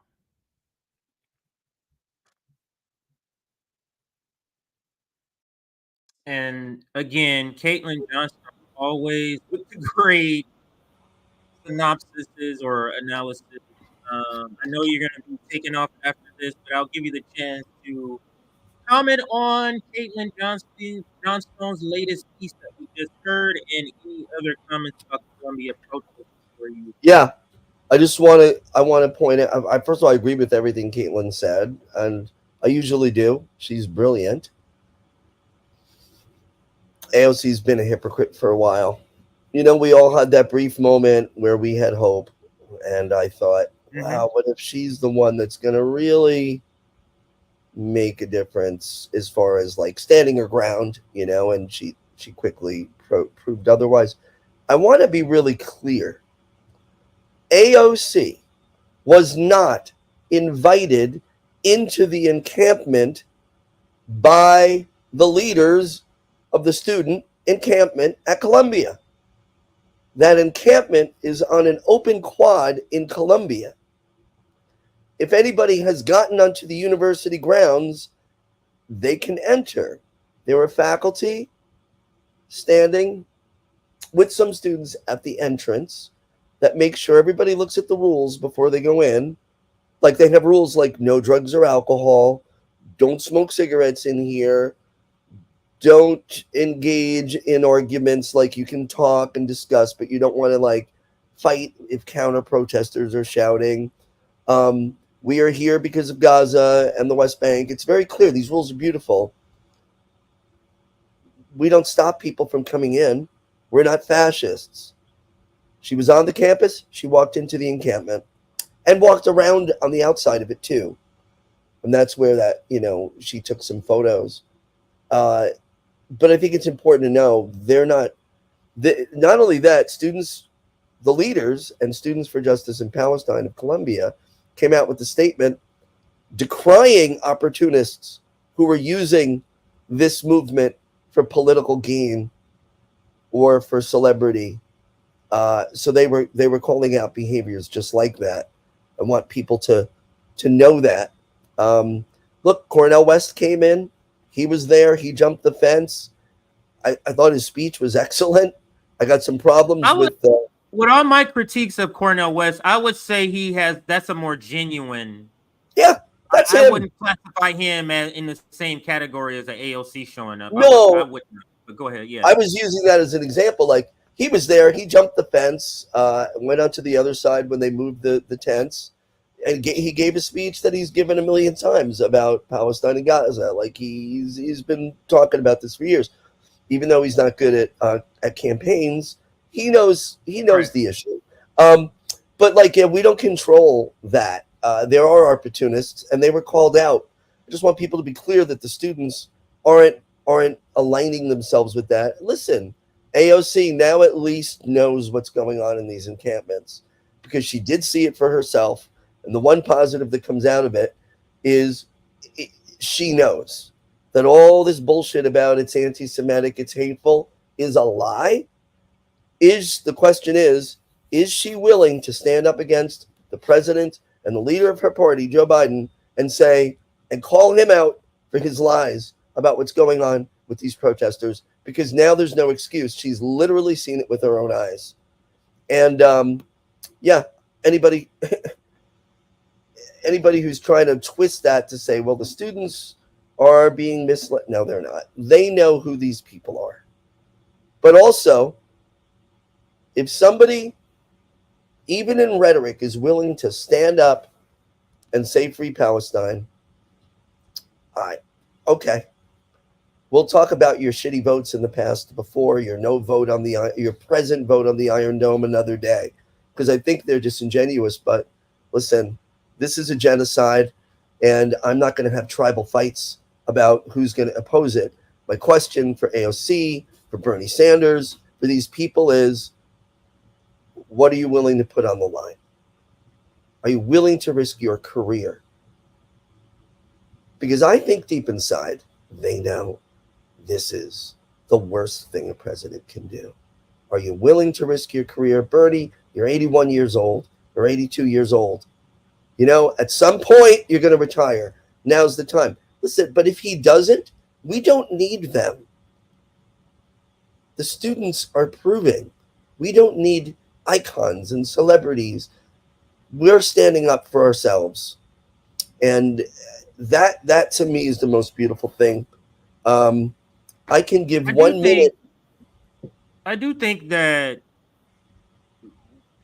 we give more grace to people like Sam Cedar, like Cristobal. That I give those people more grace. I give less grace to people that are elected who have power and choosing not to use it Mhm. in an effort to get what they say they want done. So I would put her differently. But you were going to say something when I interrupted you. Go ahead. No. It's a conversation. I'm sorry. I was just going on. Yeah, I don't know. I have a I see a big difference between Sam and Crystal. Like I think Crystal's analysis is spot on, and I just think he's a phony. I always thought Sam Cedar was a phony. He just comes across that way to me. And the other thing is, I don't care who people vote for, but like AOC, you want to vote in the voting booth, you vote for Biden, that's on your conscience. But you're standing there taking photos with him, putting it up on your Instagram to try to manipulate younger voters to make them think it's okay to vote for him while he is funding the genocide you say you're against. That's not standing in solidarity with the families of the 15,000 kids that were buried under rubble in Gaza with bombs sent by Joe Biden over 100 times without congressional approval since October. And so we don't worry about them. We don't worry about the celebrities. We don't worry about the people posing for pictures. We listen to the voices of those students who are speaking for the voiceless folks of Palestine. Those are the people whose voices matter most. And I think maybe if I come on again, we'll talk about Joe Biden and younger voters. I mean, imagine being so attached to letting Israel slaughter innocent Palestinians that you're willing to risk losing to Donald Trump. That's how important it is to them. I mean, this is maniacal behavior. It is psychotic. I use the word clearly. It is seriously psychotic behavior. That's how important this genocide is to them. I don't know anyone under 30 or 35 that's planning to vote for Biden. I mean, even non-political people I know are like, well, I might as well stay home. And I'm like, no, vote for Jill Stein. And that's another thing you should look into. Like, they arrested her. You know that. Yeah, I'm covering that. I mean, I know you got to go, but I am covering that today. So I'll probably be on at least another hour. I got a lot of stuff. And I have to do longer streams because I can't come on as frequently. So I will be covering her arrest. I'm going to be covering her call out RFK because RFK was at these things. You know how he's a Zionist collecting signatures, the audacity. So yeah, I'm covering all of that a little bit later. I did.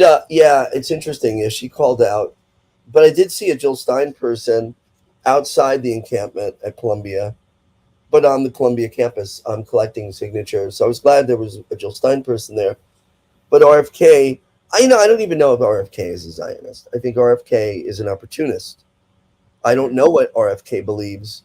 I know I can only go by what he says. He firmly believes he must double down in his support for Israel as they wage a genocide if he has any chance of being elected. I believe RFK believes he can be elected. And that's the only reason. Oh, I don't know. He might agree with the genocide, or he might not. But I believe he thinks he has to publicly double down in his support for Israel in order to get elected. And I mean, it's disgusting. It really is. Yeah, because if you recall, not the only reason, but when he's turned up the temperature in his support for Israel publicly is when the rabbi called him out for being anti-Semitic, for not. That's when he flipped the switch and became this person, this Rabbi different person. Shmuley, Prior to that, he had the same beliefs. Israel wasn't on the forefront of his mind. Like he never really talked about it. But yeah, to your point. Thing for him. It's the inconvenient thing for RFK, I think. And for Joe Biden, they didn't expect this. Well, here it is. And people, the masks are off and people are seeing it. And it's not just Muslims and Arabs that are traditionally Democratic voters that are thinking about not voting for Joe Biden. It's young people. It's him being 20 points down with black voters, and it's not just Israel and Gaza. It's the shitty economy. It's all of these things. You offer no solutions. You give $100 billion to these countries to buy weapons from Raytheon, and you can't give universal free lunches to kids. So we know who they are. And I will just end with they're apoplectic and terrified. They're pulling out all the stops, and none of it's working. None of it's working. And Israel's in a hell of a position right now because their stature in the world has plummeted. Any sympathy they had from the attacks of October 7th. No one's even talking about that, not because we don't care when innocent people die, but because every single day you're blowing limbs off 8-year-olds. And, the establishment does not know what to do with itself because all their tricks are not working. So there you go. All right. Well, again, thank you so much. It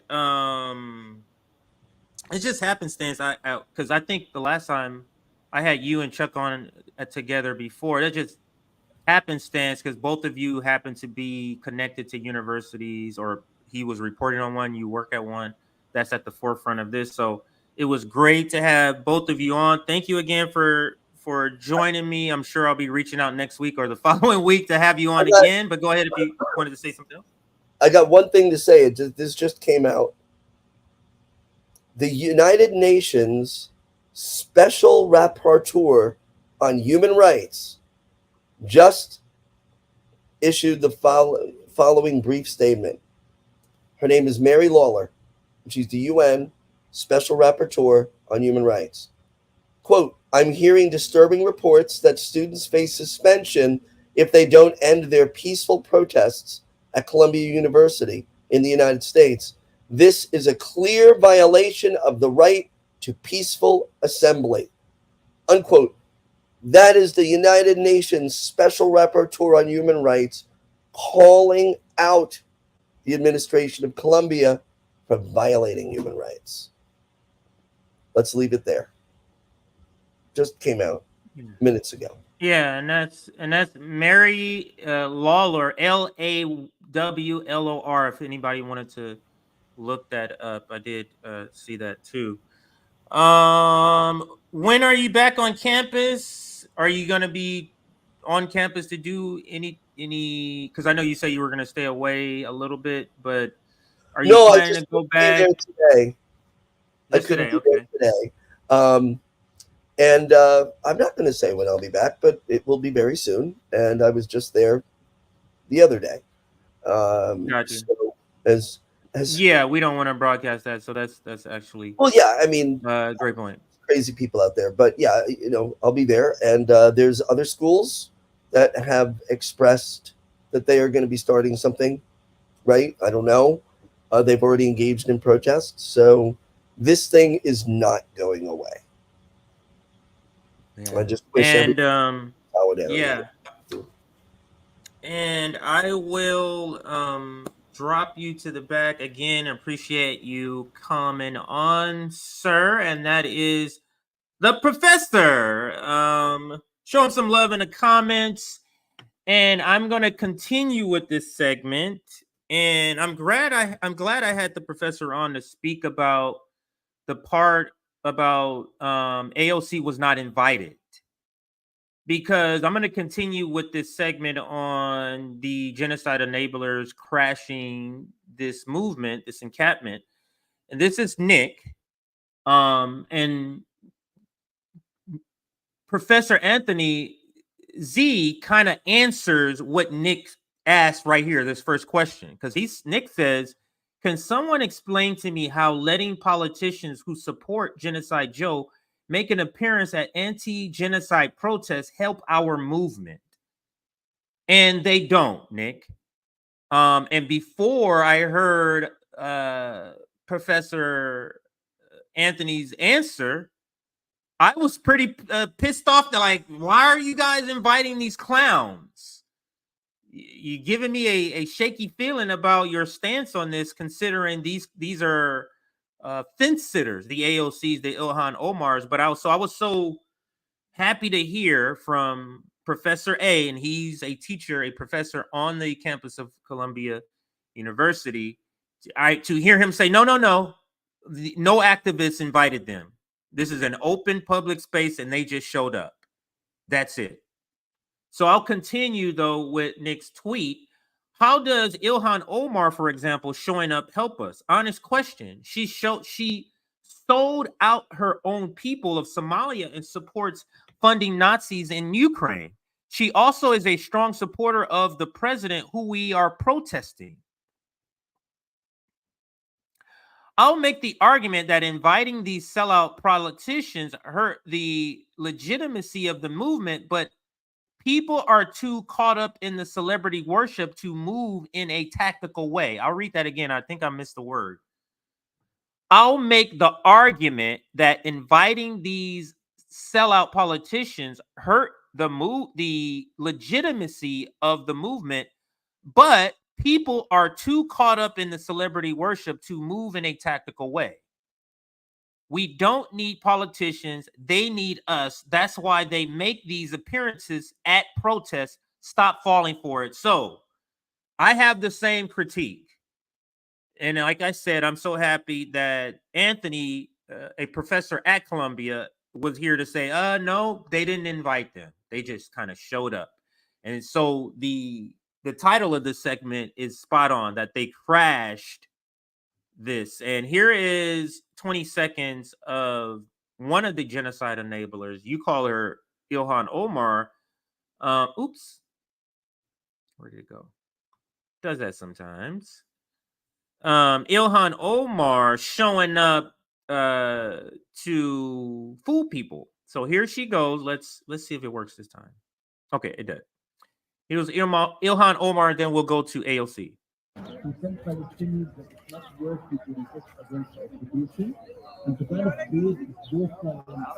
think the way she's walking through here kind of speaks to what Professor said, that she just showed up. Because if you were invited, wouldn't they meet you at the entrance when you show up? Wouldn't you be walking with a sort of tour guide or a person who is here to guide you and be the liaison? Instead, she's walking by herself with somebody videotaping her. And not even walking with a clear sense of where she's going. Just kind of I'm walking around. That's what you do when you show up somewhere uninvited and you need to figure out what's going on. This is what it looks like. I'll rewind. It is only 20 seconds. Let's look. Thank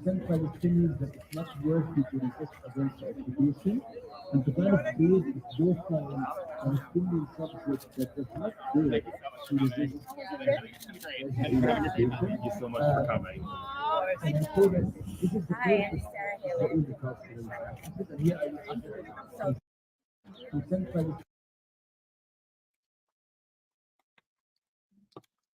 These progressives know they have fans like this.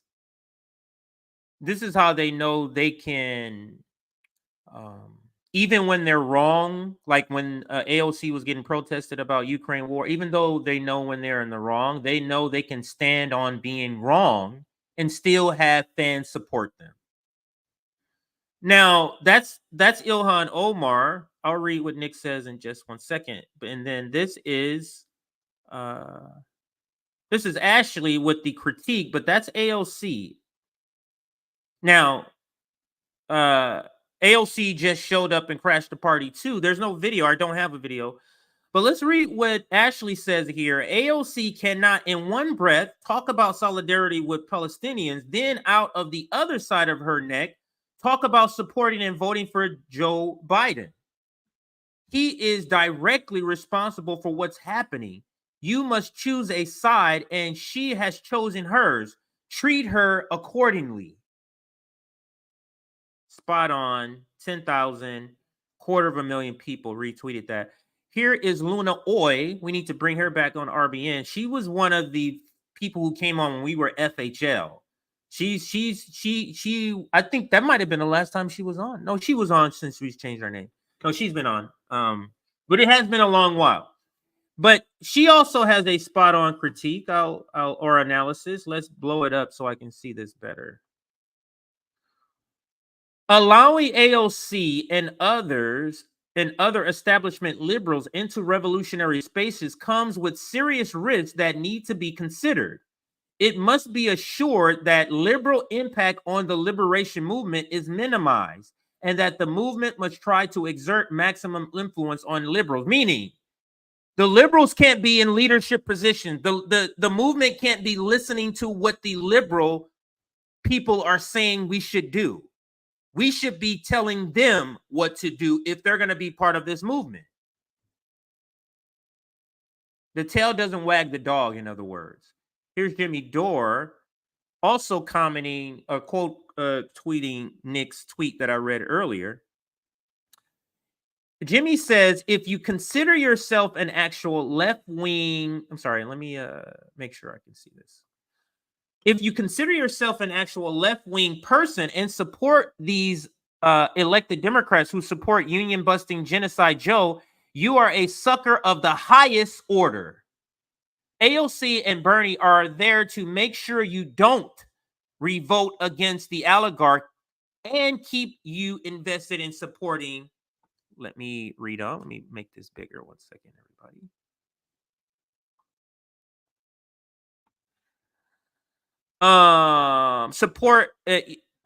And keep you invested in supporting the anti-worker, pro-war Democratic Party. Spot on. That's Jimmy. I think I got maybe 2 more comments here that I want to go over 2 more. Yeah, not that one. Luna, Jimmy. This one, Margaret.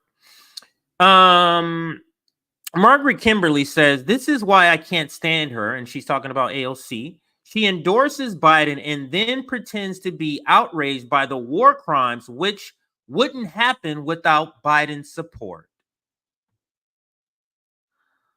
And then here is Nick chiming in again. I really wish anti-war protesters would stop letting these genocide enablers near our spaces until they condemn and unendorsed Genocide Joe. They are using you as a campaign prop. I really wish people understood we don't need these sellouts to legitimize our movement. And that is spot on from Nick. And I'm going to go ahead and replay what Caitlin Johnstone says here to sum up this. Where'd it go?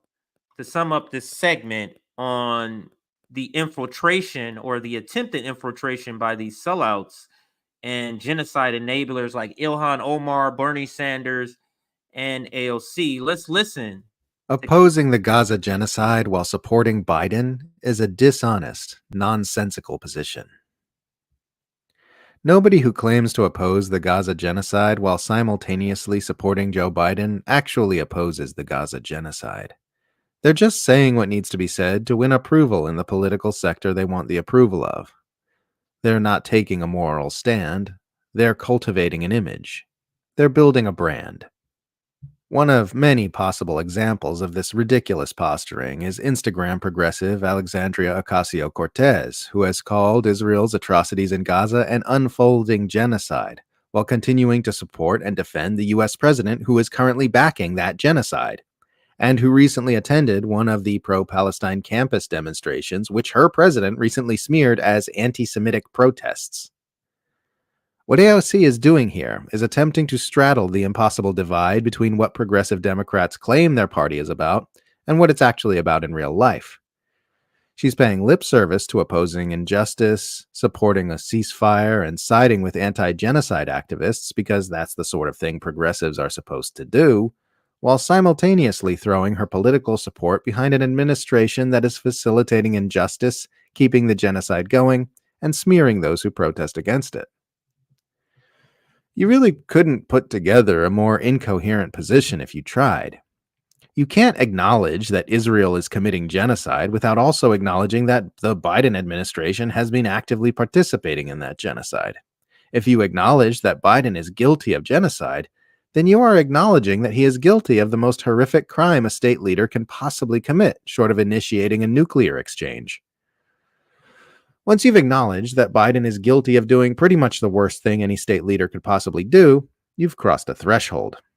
After such an acknowledgement, it is not logically or ethically coherent to follow it by saying you support him anyway because at least he's a bit nicer to LGBT people than Donald Trump would be, or because he might try a tiny bit harder to reduce global warming.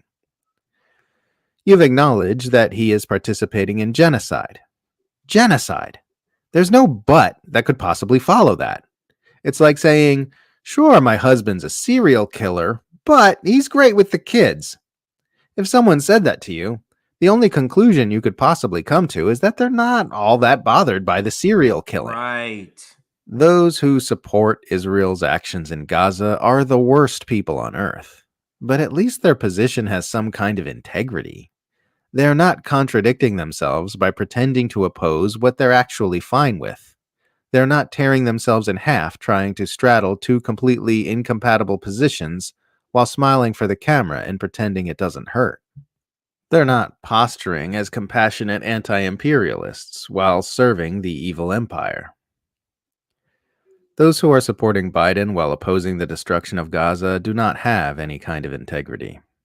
They're just wearing whatever mask is politically convenient based on the way the winds are blowing on a given moment, while continuing to support the U.S. centralized empire which cannot be sustained without nonstop tyranny and bloodshed. They are providing social media-friendly sound bites which pay lip service to peace, while their true loyalty lies with the globe-spanning power structure whose existence makes peace impossible. It makes peace impossible. So this is such a great this is one of my favorite articles from her because the language, the wording is words that I would specifically use when making this analysis. And, what I would take, several sentences to break down, she is so concise in just one sentence to kind of talk about something I would take a long time to relate to the audience. So that's why I appreciate Caitlin so much. She's very concise with humor and gets to sort of the intellectual point. And one of the things she says that kind of stands out to me is that you like to come to the conclusion that this is a genocide, or in Bernie Sanders' case, he's now saying that this is ethnic cleansing. So to come to either one of those conclusions and then pivot and say, but support him, is completely illogical. It's completely hypocritical. All the words that Caitlin Johnstone used in this segment here. So great article by her. Make sure you check it out. I saw it on Twitter, but she also uploads it on YouTube. So if you follow her on YouTube or Twitter, you will be able to see that. Where's that other video? So I want to play another video right here. We are still at our core a democracy. So let's listen to what Joe Biden was saying about the protests, and then some other presidents about protests. Let's listen. This is how he described the ability to protest when Trump was in office and he had a problem with protests. It's funny how he had a different perspective. So let's listen to Joe. And then it goes into Obama and some other people. We are still at our core a democracy. We have to defend it, protect it, stand up for it. We give thanks for all our men and women in uniform. We give thanks for the freedoms they defend. The freedom to think what we want and say what we think. People around the world are fighting and even dying for their chance at these freedoms. We will defend our freedom. We will bring freedom to others. America was founded on liberty and independence. We are born free and we will stay free. So it is the policy of the United States to seek and support the growth of democratic movements and culture with the ultimate goal of ending tyranny in our world. I just want to tell you that America is the greatest place on earth. That is the true genius of America. We are still. Credo put that together. They're not new, brand new, but they're a newer sort of outlet. They do a lot of foreign policy reporting, a lot of I get a lot of news on Yemen and what's happening in the Middle East from that outlet. And now let's go to which one did I want to go to? I'm going to go to this quickly and then come back to something here. I'm going to go to something outside of Israel, Gaza, because this is a short 1-minute video on Joe Biden. And you saw in the previous video how it showed presidents talking, and then you saw what the president's saying is not what you see being implemented in the United States and on these campuses. So let's also talk about, or let's insert this here, and that is, this is a TikTok content creator. And this TikTok content creator is on video here saying that the Biden administration tried to get her to lie about the Biden administration. So TikTok creator says the Biden administration was paying her to push propaganda. Let's listen to this part, and then we'll get back into some Israel Gaza stuff here, because we do got some others to cover. Out, and then TikTok was basically full-time for me. I think I was taking ads by the time I graduated college from like the Biden administration and Planned Parenthood and like dating apps and stuff. So it was like fully financially sustaining. So you were getting, the Biden administration was buying ads from you? Yeah, I was doing full-on political propaganda. And they would just, really, with like what kind of, like, Biden created 10 million jobs this year? Yeah, honestly. And the funny thing is, they're like, do not disclose this is an ad, because they're like, technically it's not a product, so you don't have to disclose it's an ad.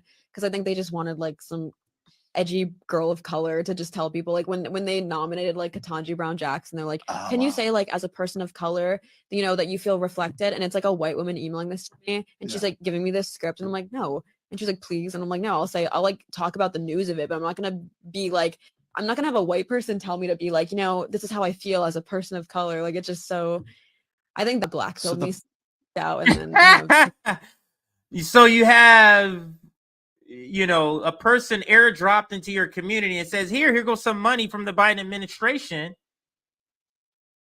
Can you say as a person of color this? And then the person that's giving you the instruction is white. Isn't that great? But this is the Biden administration. This is what you have to do when you're pushing fascism.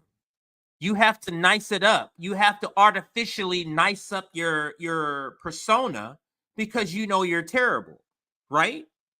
Otherwise, if you're good, all you have to do is let yourself shine, right, Joe Biden?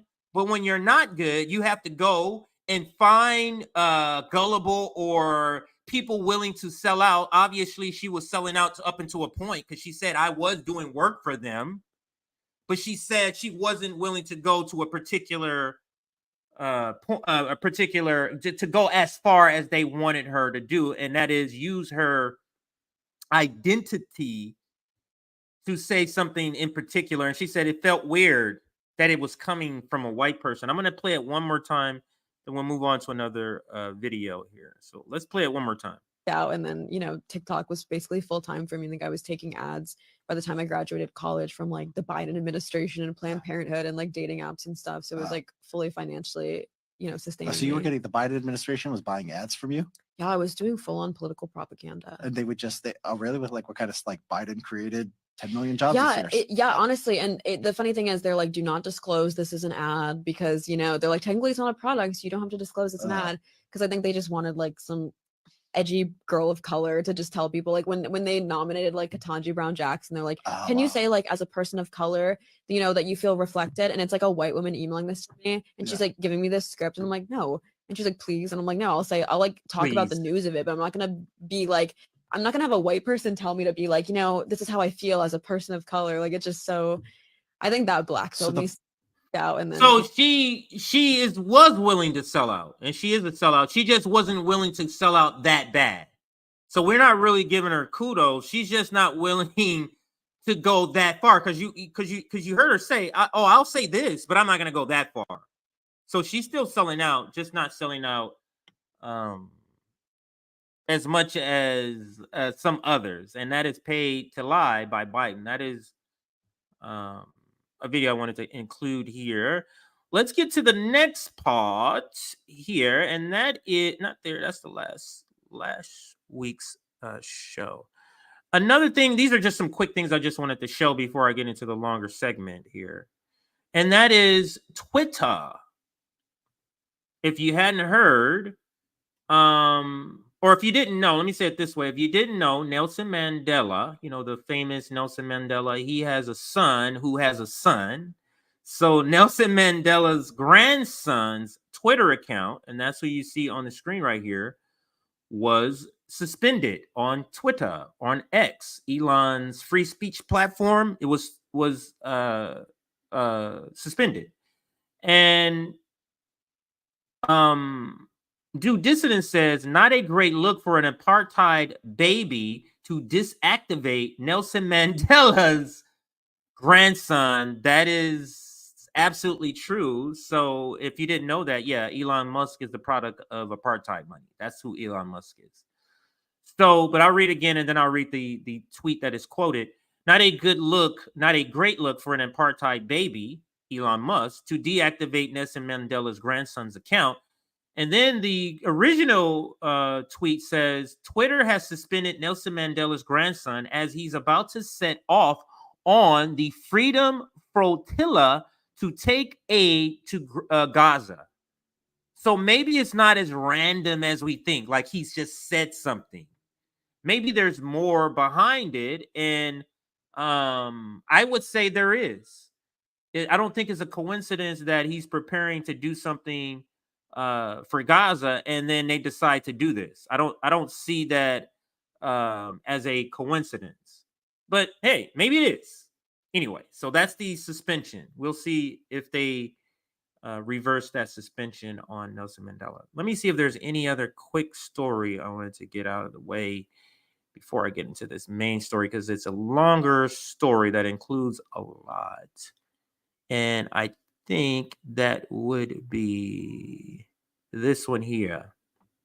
So this is Sean Hannity and Josh Hawley. I could have inserted this with the student protests, but this can be a separate sort of mini segment. It's just a quick reaction of what they're saying here. Let me see if I have. Do I have a banner for this? Maybe not, which is fine. I do not. All right, so let's listen to Josh Hawley and Sean Hannity melt down over the university protests at Columbia, George Washington, and other campuses. So let's listen. It's like 90 seconds. Are they supposed to be the best and brightest? Isn't it supposed to be hard to get into an Ivy League institution? Could they really be that ignorant? Do they not realize that in countries that take on Sharia law, radicalized countries like Iran, for example, if you're gay or lesbian, they'll murder you. If you're a woman and you're not fully covered, they'll beat the hell out of you. So the ruling class and the petty bourgeoisie, this in the professional managerial class, this critique is so stupid, is so unintelligent. This critique of saying, why are you siding with, let's just say, why are you siding with Hamas in a genocide when Hamas doesn't even believe in gay rights, when Hamas doesn't even believe in abortion rights, as if that's the choice, that you have to pick abortion rights over genocide. And it's bizarre because genocide to me trumps all of that. And I was speaking to this earlier. I'm a person who believes in abortion rights. I'm a person that believes in trans rights. I'm a person that believes in defund the police. I'm a person that believes in so many other things, Medicare for all. Do I see any of those issues superseding genocide? No, I don't. I do not. So it is just bizarre to me that they make this comparison. Like, you don't really believe in abortion rights if you're siding with Hamas because they don't believe in abortion rights. What does that have to do with a genocide? I'm siding what my point of view on genocide is siding with humanity. If Hamas sides with humanity in this instance too, that just happened to be a coincidence. But it's just a very weird comparison or analysis or critique of supporters of the anti-genocide movement. To you, among the many other restrictions and civil rights violations, whatever happened to the woke left in this country? Whatever happened to the belief in women's rights and gay rights and all the things they said they believe in? Are they just willing to bifurcate their brains and ignore that which they said that they were so passionate about?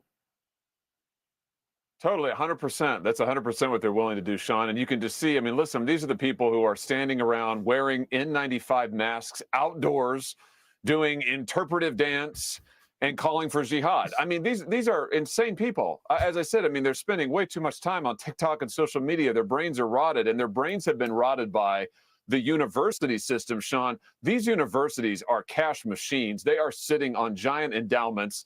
They're not really educational facilities. They're giant private equity funds who have taken your money, taxpayer money, and now are using it to pump out this pro-Hamas propaganda. It's a disgrace to this country. These students are a disgrace, and all of this needs to end. I would say the only disgrace were the two people that Aren't were they on supposed the to be the screen, best and and that brightest? is Isn't it supposed to be? That is Sean Hannity and Josh Hawley. These are the two disgrace. Or if we're talking about anyone being a disgrace on the screen, it's not the protesters, it's you guys. To imagine living in a country where you boast so much about freedoms and the ability of free speech, and the moment somebody says something disagreeable to you, now these aren't even universities, they're private equity funds now. You weren't saying that 5 years ago. You weren't even saying that pre-October 7th. You were completely fine then with them being quote unquote private equity firms until they're not willing to align with genocide. Let's continue with the next item here. I think I can just call that short little mini segment over, and let's get into some of these other things now.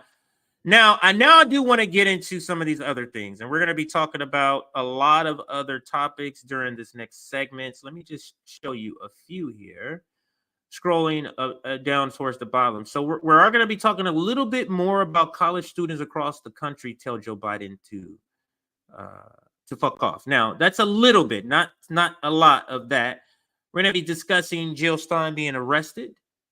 We're also going to be talking about Jill Stein calls out RFK Jr. over Palestine.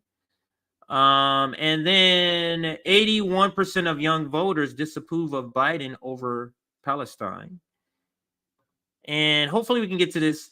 SNL's Colin Jost, husband to proud Zionist, praises Genocide Joe.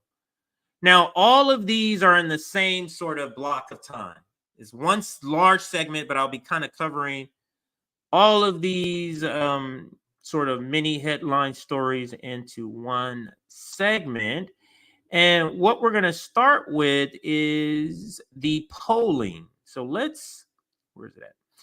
Let's start with the 81% of young voters disapprove of Biden over Palestine. And to do that, we got to go to YouTube. And let's pull up YouTube here. Is it this video first? No, let's start with this video to set the groundwork. So let's get the numbers first. So this is a CNN segment we're going to be watching. They're going to talk about the numbers to set the foundation for this segment and all the other subsequent receipts that are going to be coming. So let's go ahead and play this video. And Priscilla, we're also getting some new polling out today on the 2024 race. Walk us through what this means for the president.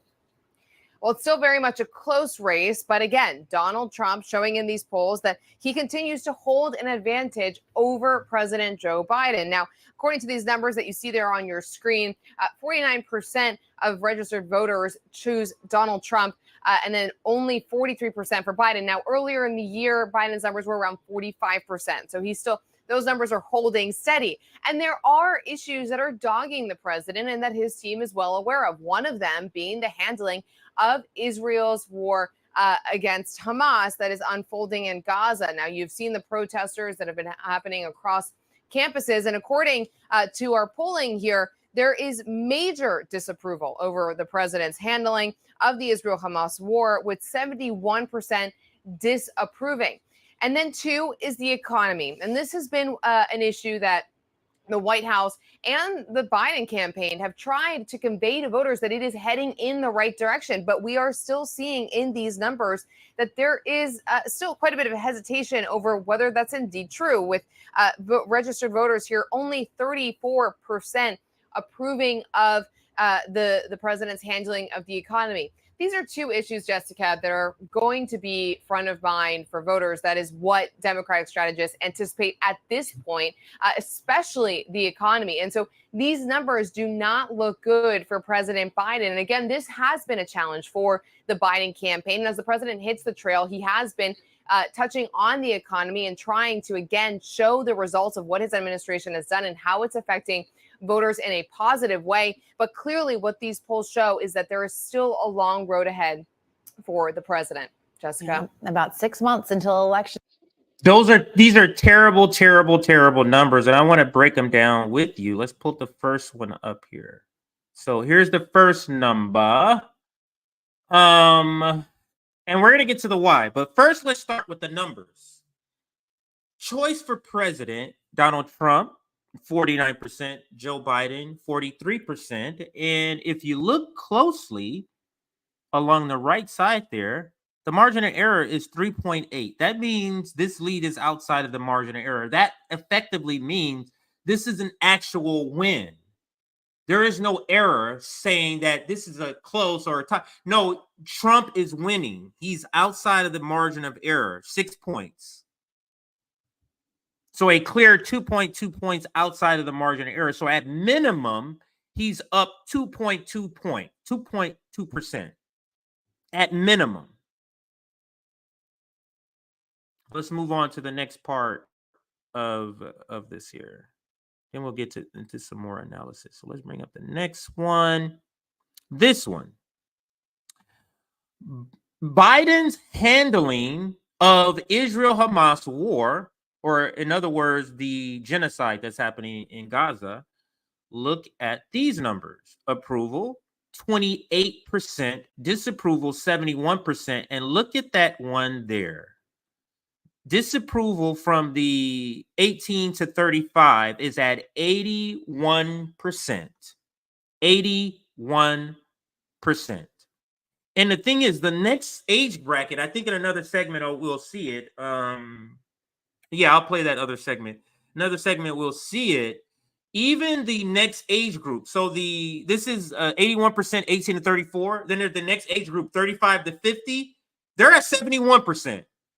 So it's not like the next age group. So essentially, 50 and under is either 71% or above in disapproval with this Hamas thing, with this genocide in Gaza is a correct way to say it. Margin of error on this one, 3.4. Let's move to the next graphic now. See. Wait, did they show two back to back there? No, that's a different one. Here's another one here. Biden's approval rating on the economy and inflation. Anytime there's a re-election in particular for incumbents, re-election for incumbents, economy is pivotal because economy is one of the, as far as is the historical sort of barometer to whether or not an incumbent would get reelected. It's sort of an historical barometer that they've used, and Joe Biden has been sitting at 34, 30%, 29% on the economy as far as an approval rating. And what stands out to me about this number is this is after all the propaganda, all the money. They're spending money. They're raised more money than Donald Trump, like a lot more, but they're going to need a lot more because they are literally, I can't remember the figure. I can't remember the state, so I don't want to quote the number, but let's go to the next number. Inflation, 29%. So these two numbers is a terrible, terrible sign as far as the economy and how people view the economy for an incumbent president. Let's see if there's any other. No. So this is what, now let's get into the interview here. Let's get into the interview right here. I was senior political analyst and senior editor at The Atlantic, Ron Brownstein. Ron, great to see you. We just heard Priscilla walking us through some of those polling numbers. And just to reiterate for people, 71% of U.S. adults disapprove of Biden's handling of Israel's war against Hamas in Gaza. And you look at that number of those 18 to 34, 81% disapproval rate. Ron, at this point, what kind of political impact could those numbers have for Biden as he's running for re-election? Yeah, and a majority of Democrats in the polls say they disapprove of his handling. Look, what on its own, we saw in the Harvard IOP poll that concern about the war ranked relatively low among the issues that young people care about most. But it is reinforcing what was already happening, which is that Biden has struggled with younger voters really since his emergence as the Democratic nominee. I mean, he did not do well with them in the 2020 primary. They did rally around him against Trump in the 2020 general election, but his approval among them has been low ever since. And you are seeing, what you are seeing on college campuses. There are, obviously excesses, there are anti-Semitic behavior as part of it, but it is also a genuine reflection of a broad discontent in the Democratic coalition, especially among younger voters, with the extent to which he has basically stood arm in arm with Netanyahu as he has, kind of pursued this strategy on the war. And, you see in the CNN poll, Biden underperforming among young voters. Again, this is not the only reason, but when you start off facing a headwind, it is just another obstacle that he has to get over to get anywhere near what Democrats have gained among these voters in the past. Yeah, and you mentioned the protests. We've obviously been covering them over the past several weeks as they have grown across the country. What do you think? What kind of impact do you think they're going to have? As I just said, we are still 6 months away from Election Day, and the semesters are set to end soon-ish for a lot of these students. But yet we do see all of these images over and over and over again. Yeah, I mean, often, when you're the incumbent, you're running not only against your opponent, you're running against events. You're running against what is actually happening. And as Priscilla was saying, the persistence of inflation, the fact that it hasn't gone down, as it continued to decline the way that the Fed was hoping, you can see that reflected in these polling numbers, both nationally and key states, in the discontent about the economy. And similarly, when you have this level of kind of tumult on college campuses, there's a risk for Biden of kind of getting hit on both ends of the swinging door, where the visibility of this discontent, I think, will inflame the concerns among those in the Democratic coalition that are alienated and disappointed in his policy and how far he has gone down the road with Netanyahu. And then conversely, just the sheer disorder presents a risk to him. Republicans believe that one of the problems Biden faces, and really this is kind of the political manifestation of the age issue, is that many voters think he just is being overmatched by events, which is something that can really prove devastating to a president. Go back to Jimmy Carter. And this again becomes one more example of that. So it is a dangerous trend for Biden.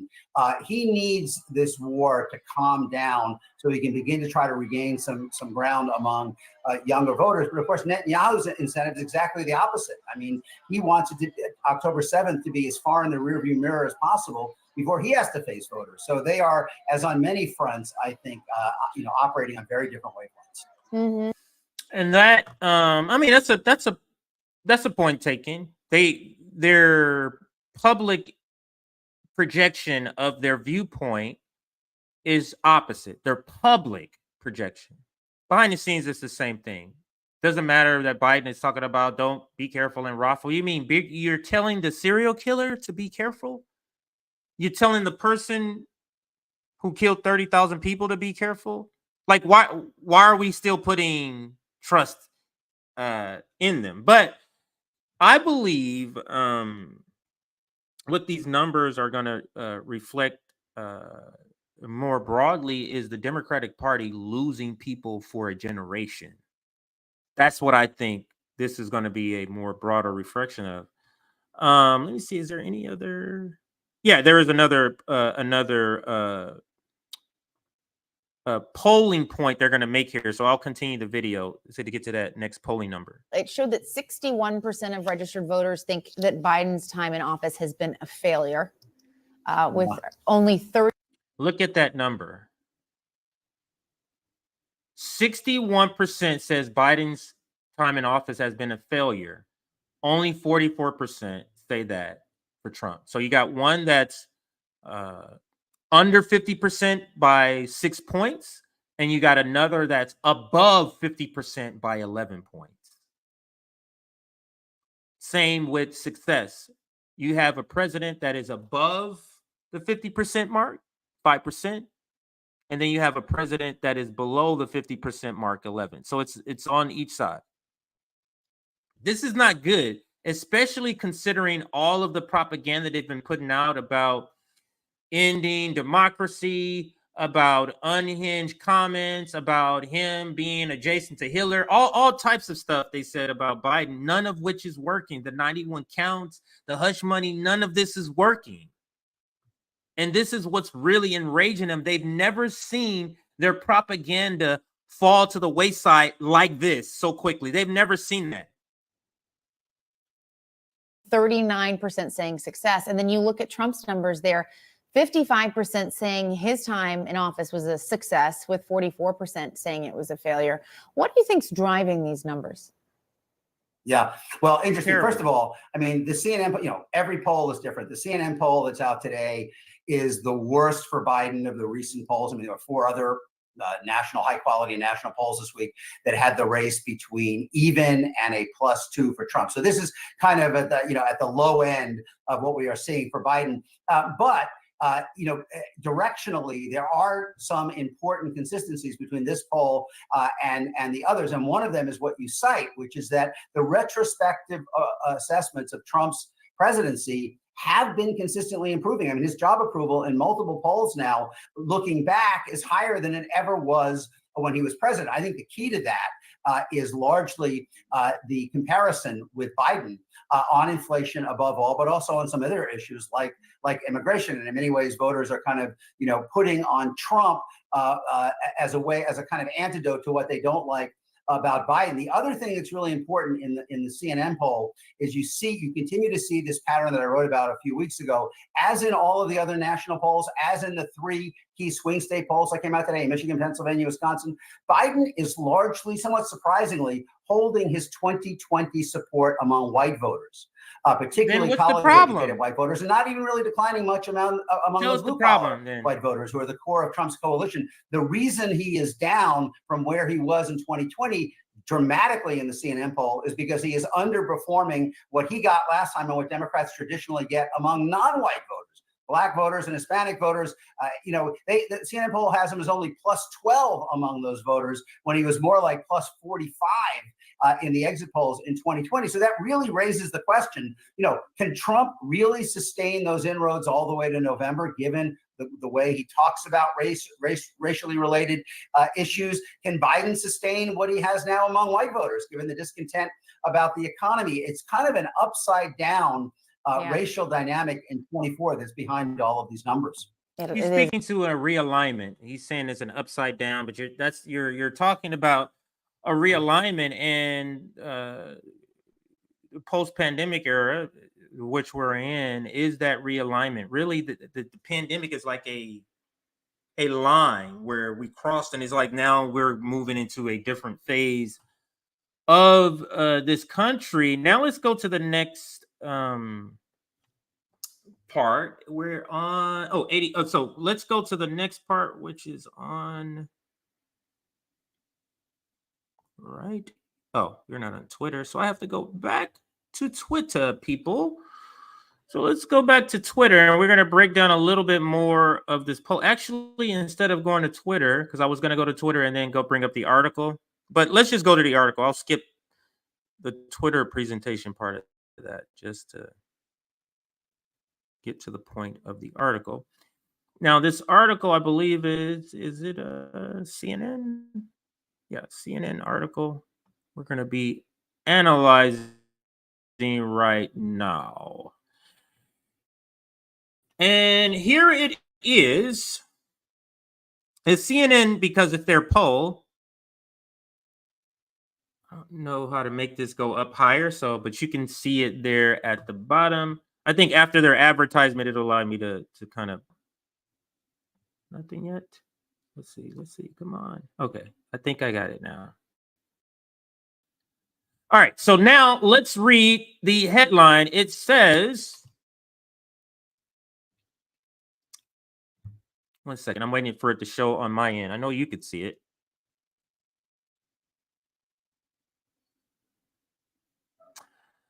CNN poll, Trump maintains lead over Biden in 2024 matchup as views on their presidency diverge.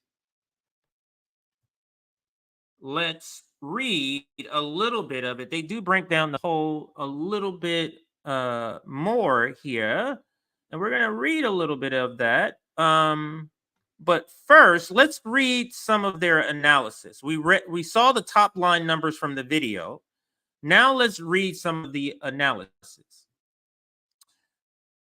Beyond issues, impressions of both candidates remain mostly negative. 58%, oops, advertisement here.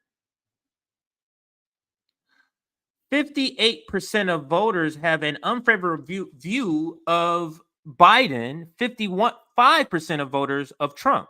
And a narrow majority of voters, 53%, say they are dissatisfied with the candidates they have to choose from in this year's presidential contest. A sizable 17% of registered voters say they have unfavorable views of both Biden and Trump, and in choosing between the two, they break for Trump, 17%. 43% to 30, another pop-up. 43% to 31%, with 25% of that group saying they would vote for someone else, skipping the contest entirely, or just aren't sure who they would support, which all of these is bad for Biden because Biden had the double negatives. That's what they're talking about, people who hate both candidates. Biden had the double negatives. He was winning the double negatives by a lot the last election. That's how he was able to win. In recent polling, he's not winning the double negatives anymore. So that's an issue for a campaign that's literally hanging on a thread for this to be blown out of the water, because this could go from Trump winning to Trump, this is a blowout. Like the numbers could get worse is what I'm saying.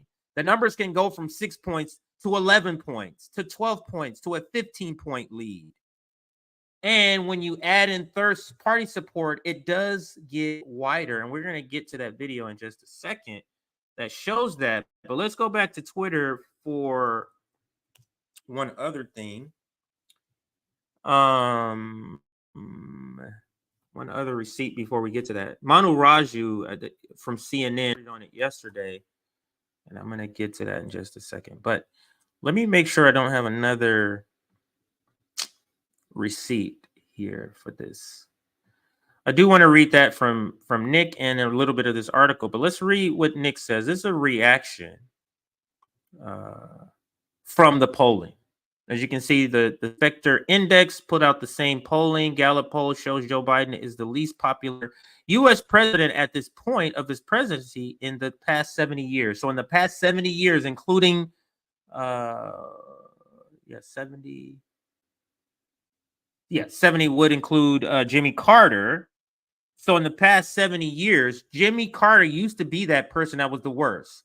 Now we can say it's Joe Biden. And then Nick goes on to say Joe Biden is officially the least popular president in the modern era. Congrats to all the progressives who will forever have to explain to people why they voted in one of the most evil and incompetent administrations of all time. Spot on from Nick. Let's look. Actually, no, I'm going to come back to this article here, because this article talks about the why he's lost so much support in so many different areas, from Black people to progressives to people 18 to 35. This talks about the why. But before we get into the why, I do still have to show you Inside Politics.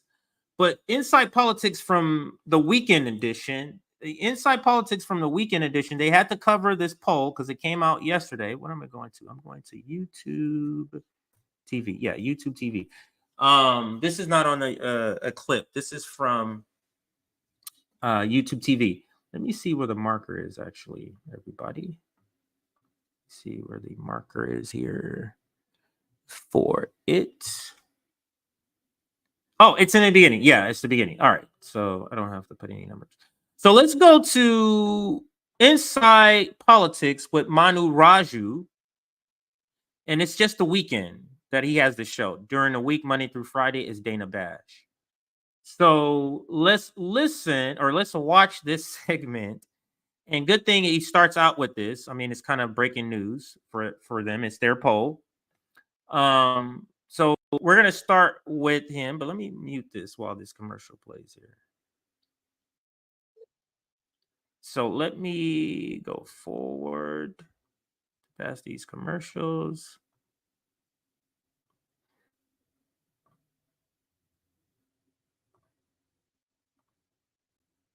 Okay, so here we go. Here we are with this is Inside Politics, the weekend edition with Manu Raju. My headset went out, so I'm going to be playing it. I'm going to have to listen to it like you guys. So I'll bring this down and bring up the video now. And here is Manu Raju talking about it. I got it queued up now. And let's play it. What? Good morning. Welcome to Inside Politics Sunday. I'm Manu Raju, and we begin with breaking news. A new CNN national poll released for the first time here on Inside Politics Sunday reveals the challenges President Biden faces as he asks voters for a second term, even as former President Trump has been stuck in a New York courtroom fending off criminal charges and with 3 other criminal cases looming. Our new poll, which was conducted by SSRS, finds Trump is leading Biden, who has ample work to do with his base and with independent voters who are breaking to his GOP rival. In a head-to-head race, 49% of voters say they'd pick Trump for president, compared to 43% for Biden.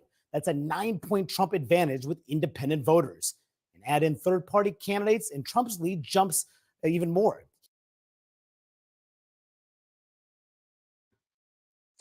This is the part of the poll I wanted to also zero in on here. And that is Trump, 42%. Remember when I said third party added, it jumps? When it was just Trump and Biden, it was a 6% difference, 49 to 43. When you add in third party, the 6% goes to 9%. Margin of error on this poll, again, is 3.8, excuse me. But 42% for Trump, 33% for Biden, 16% for Kennedy, 4% for West, and 3% for Stein. This is the first time I've seen West overtake Stein, I think. But now you understand why they're targeting RFK so hardly and so harshly. Now, he is terrible. He's pretty terrible. He's a Zionist and he's, all of these other things. But he's still a threat to them. He's still a threat to the reelection of the Biden administration. So they have a whole team that is their only job is to go at RFK. So I'm curious to see what they're going to be doing in the future, especially after they see a poll like this. There's a 9-point gap. Right? That's not, 9-point gap when you enter in third-party candidates. This means this is a wrap for Joe Biden. But let's listen some more to Manu Raju.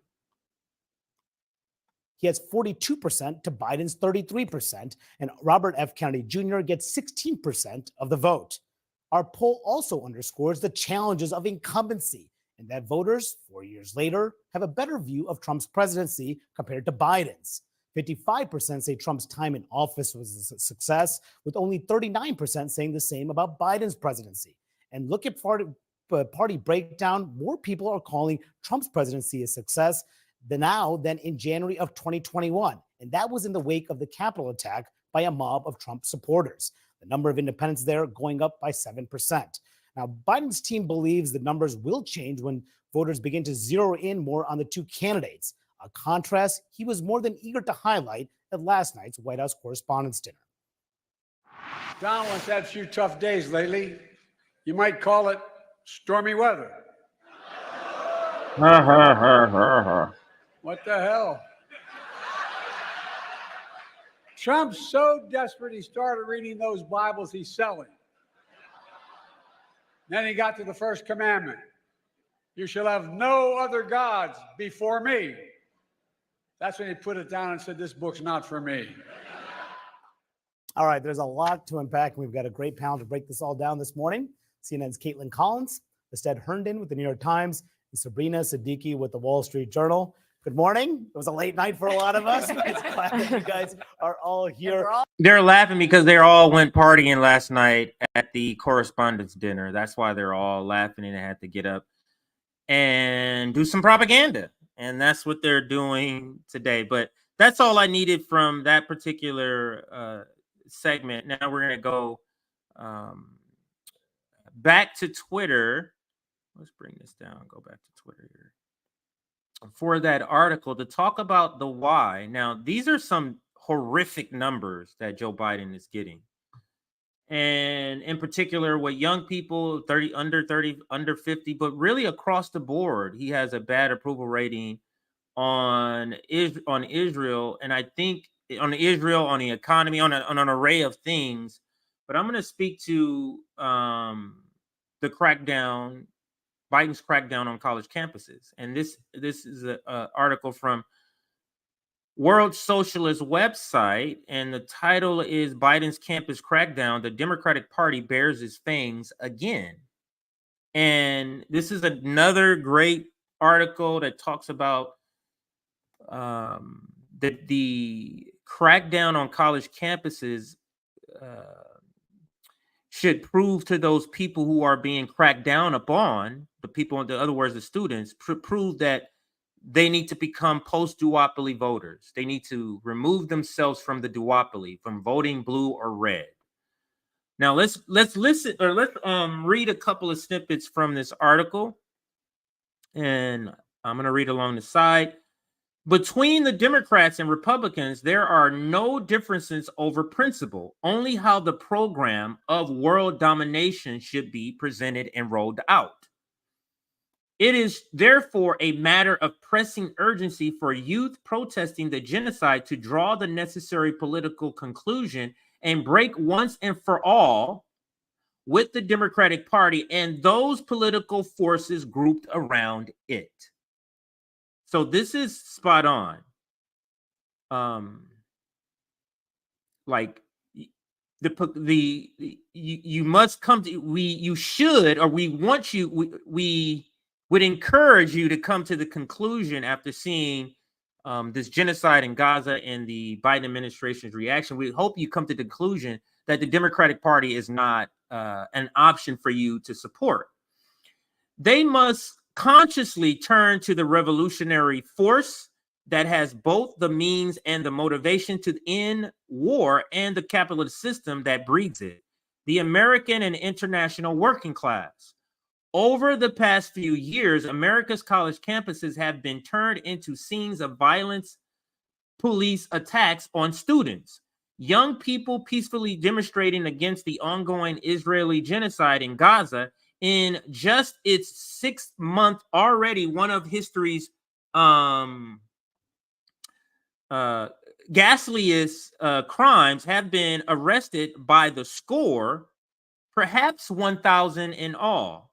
Police have been deployed in combat gear and on horseback. Snipers have been arrayed on college buildings.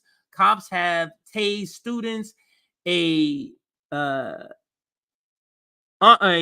Emory University, professors protecting students have been violently arrested. A police officer detains a protester on the campus of Emory University during an pro-Palestinian demonstration Thursday in Atlanta. Had these scenes taken place in, say, Iran, there would be wall-to-wall coverage in the American media and demands for humanitarian intervention to protect the protesters. Pause there. A lot of the things we're seeing happen on college campuses that we've seen in videos, I think Nick covered it last night. If we saw those things, for example, in Iran, it would be front page news. Look the fuck what's going on. Look at the repression that Iran is doing to protesters who are protesting a genocide. Could you imagine? But this is America. So the media and the politicians denounce the students peacefully protesting against mass murder as anti-Semitic, as anti-Semites. The crude, transparent amalgam is that opposition to Israel's ethnic cleansing of the Palestinians is anti-Semitism. The propaganda and the police crackdown on organized from the Oval Office. Let me say that again. I messed it up. The propaganda and the police crackdown on organized are organized. Said the same thing. From the Oval Office. Asked about the demonstrations at a press conference Monday, Biden said this: I condemn the anti-Semitic protests, end quote. A day earlier, Biden issued a press release stating that anti-Semitism is reprehensible and has no place on college campuses. He announced the creation of a new police bureau to monitor the campuses, called by the Orwellian name National Strategy to Counter Anti-Semitism, and promised to put the full force of the federal government behind protecting Jewish community. Biden's alleged concern over anti-Semitism is exposed by the fact that in smashing opposition to Israel's genocide, the White House works hand in glove with actual anti-Semites of the Republican Party, including advocates of the Great Replacement theory, which holds that there is a Jewish plot to eliminate white Christians from America. And Biden has transferred endless billions of dollars worth of killing machines to a government in Ukraine that celebrates as its greatest national hero Stefan Bandera, whose Ukrainian followers enlisted in Hitler's mass murder of Eastern European Jews. Of course, extraordinary efforts will be made to separate Biden from his own policy to promote the absurd fiction that somehow he can be made to hear the very protests he is trying to crush. Remember he did that? I'm hearing you as he's crushing them. You're hearing them what? Cry out in pain?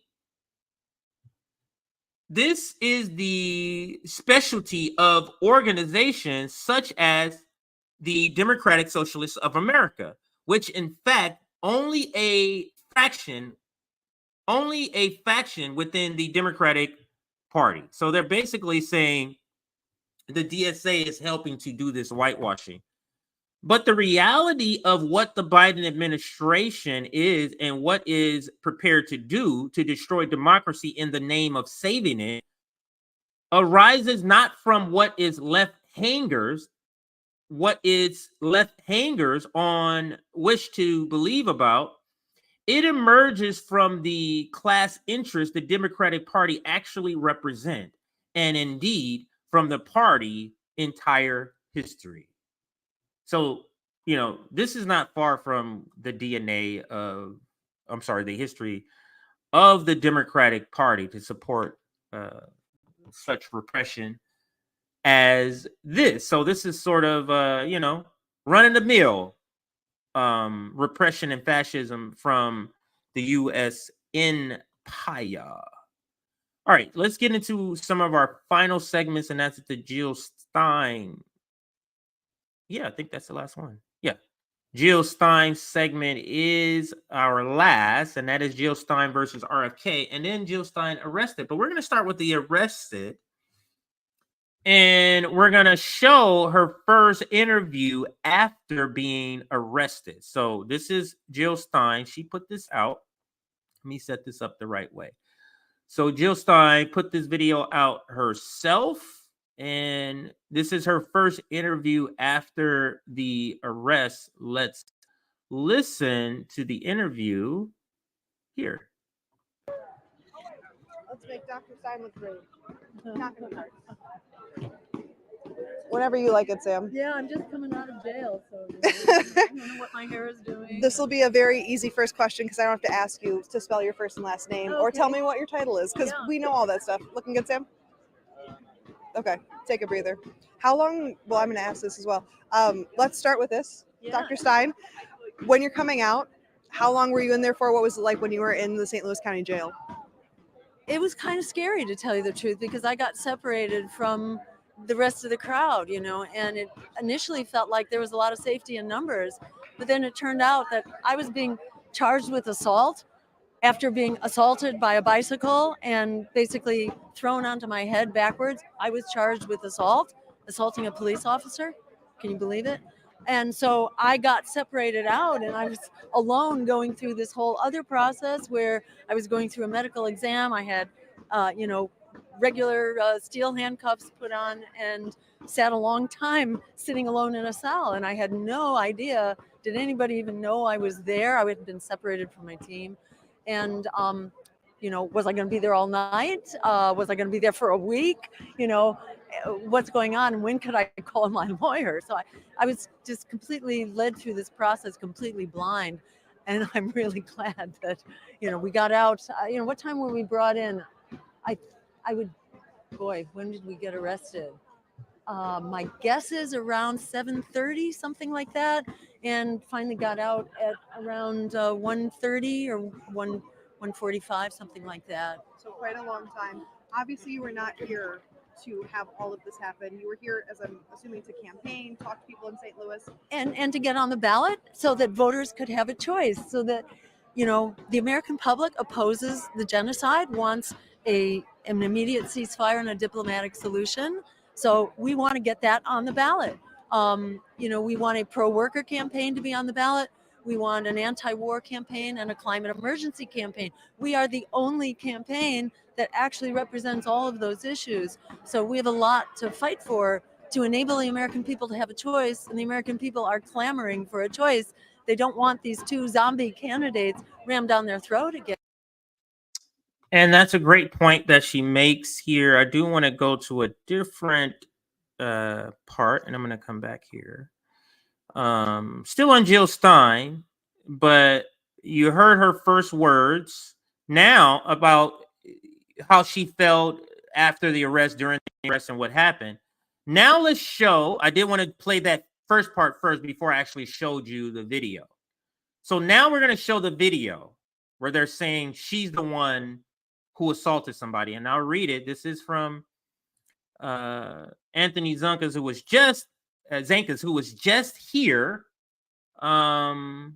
Jill Stein was arrested and charged with assault after cops used bicycles and weapons to assault protesters.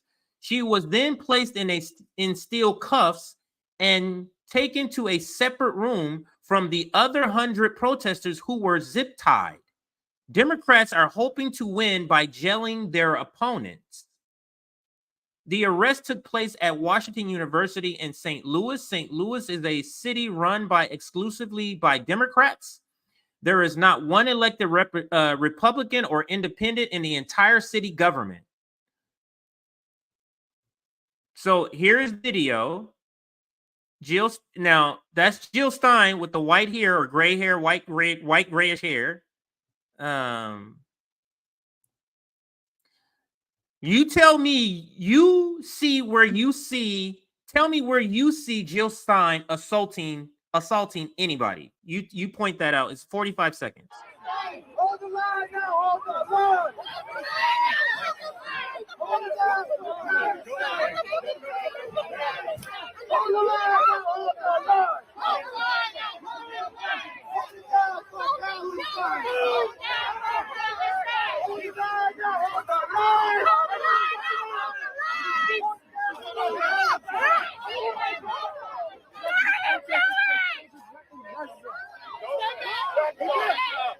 Get back!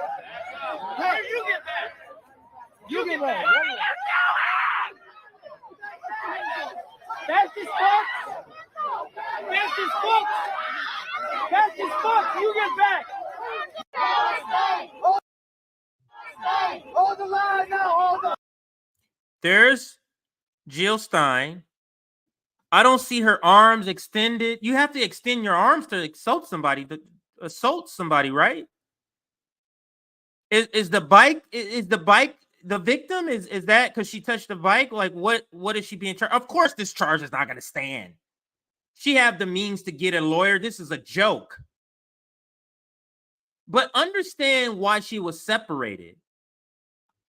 She would have a lot more validity in any disputed stories about what happened in the jail. All those non-known or those unknown people in prison, the other 100 people that was arrested with her, all their stories about what happened to them in custody and the brutality from police, nobody's going to listen to that. They will listen to Jill Stein.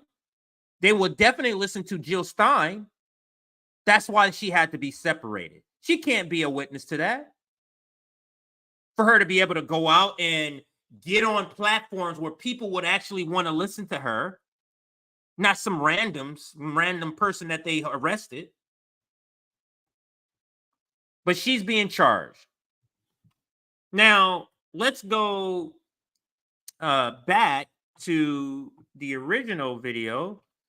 Not the original, but her talking about her arrest. Oh, not this one. This one here. So we're gonna move it ahead. Her campaign to be on the ballot. We want an anti-war campaign and a climate emergency campaign. We are the only campaign that actually represents all of those issues. So we have a lot to fight for to enable the American people to have a choice, and the American people are clamoring for a choice.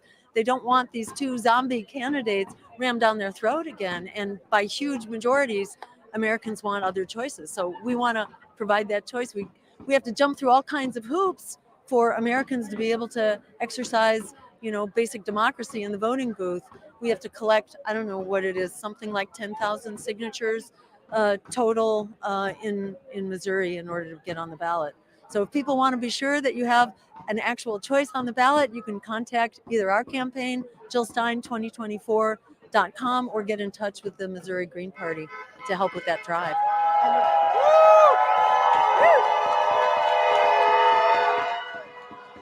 And of course, Dr. Stein, this is not the only protest going on. Some of them have gotten significantly worse, more arrest suspensions. But then, of course, some of them have been peaceful at other universities where there isn't police involvement. Speak to what this is like here at St. Louis, where you have a situation like this, where there have been more than 80 arrests, yourself included. How does this fit into the larger picture nationwide? It's pretty bad. I think it's a really bad look for the university that they are out there. Basically, they've called out the police and they are arresting this encampment that is nothing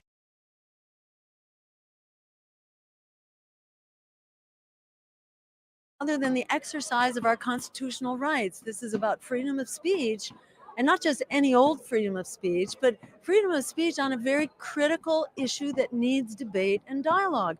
And there they are, sending in the riot police and basically creating a riot in an otherwise peaceful demonstration. So this is just shameful. We tried to dialogue with the administrators who were there and encourage them to think big picture here and to allow students to do what they were doing peacefully.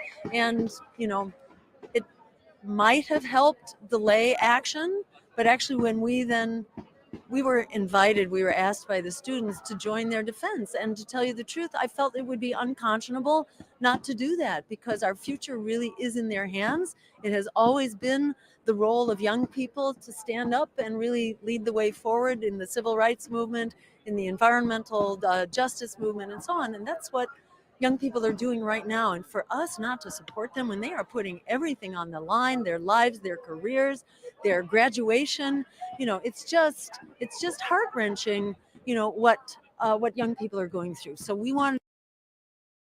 And I concur everything that she's saying here. And I thought she was just gonna be released. You know, people protest and they get released the next day, disorderly conduct or something like that, pay a fine, come back, something like that. It's pretty typical. To be charged with assault is preposterous in this instance. I thought for a second Jill Stein was in the chat. All right, so let's get to the next part here. If you want to go check out the rest of the interview, there's probably another good 3.5 minutes of the interview where she kind of just reiterates the same things that she said. So that's why I'm ending it there. But I do want to get some comments. Here's Ajamu Baraka's take on Jill Stein's situation. A better angle on the attack on Jill and the students at Washington State University. But hey, it would be worse under Trump, right? Smash the duopoly, build people's power, and confront the fascism championed by neoliberal Democrats. That is a spot-on take there by Ajamu Baraka there. All right, so now let's pivot, staying on Jill Stein, but we're going to pivot to her calling out RFK Jr. in this tweet here. And I mentioned it earlier today, but RFK Jr. and the weasel that he is showed up, or maybe his people, his campaign showed up at one of these rallies to get signatures to get on the ballot. So let's listen. So let's read this tweet from Jill Stein. PSA, the RFK Jr. campaign is collecting ballot access signatures at pro-Palestinian events. Let's pause here. Now understand, we know who Robert F. Kennedy Jr. is. He is a staunch Zionist. Now I can only go off what you say, because Professor Anthony was here. He was like, he doesn't know if RFK, basically he was saying he doesn't know if RFK is pretending he's such a staunch Zionist or not. And I'm just saying, coming out, I'm believing what he's saying. So I'm going to call him a staunch Zionist. But for a staunch Zionist, a person who doesn't believe in the things that you're saying is getting signatures at the event, I would hope that the people who are at the event are not signing it knowing that he is pro-Zionist. I would hope that is the case. But let's read Dr. Jill Stein's tweet in calling out RFK. The RFK Jr. campaign is collecting ballot access signatures at pro-Palestinian events. RFK Jr. is not a peace candidate. He fully supports the genocide in Gaza. New York and other states only allow you to sign for one candidate. So make sure you know who you're signing for. That is a great point. California is one of those states. You can only sign a petition to get one candidate on. So if you sign both, So if you're one of the people who would be susceptible to signing a petition to get RFK on the ballot, just as long as you're if you sign for Dr. Jill Stein at one of these events and you sign for RFK Jr., you're disqualifying your signature for both of them. They'll be thrown out on both tallies. So that is not something I would recommend. And of course, if you're there as a pro-Palestinian protester, you will want to go for the candidate or sign the petition to put the candidate on the ballot that aligns themselves with your policy belief. RFK Jr. is not that. He's simply not that. And that is Jill Stein calling him out on that. And let me run one more quick check to make sure I covered everything here. I have a lot written down. Like, this has to be 17 stories I had. Let me see if I covered it. Morning Joe Cope session I covered. Morning Joe and Bill Maher I covered. I covered the poll. I covered college students. I covered the genocidal enablers, TikTok creators, Sean Hannity, Jill Stein, and RFK.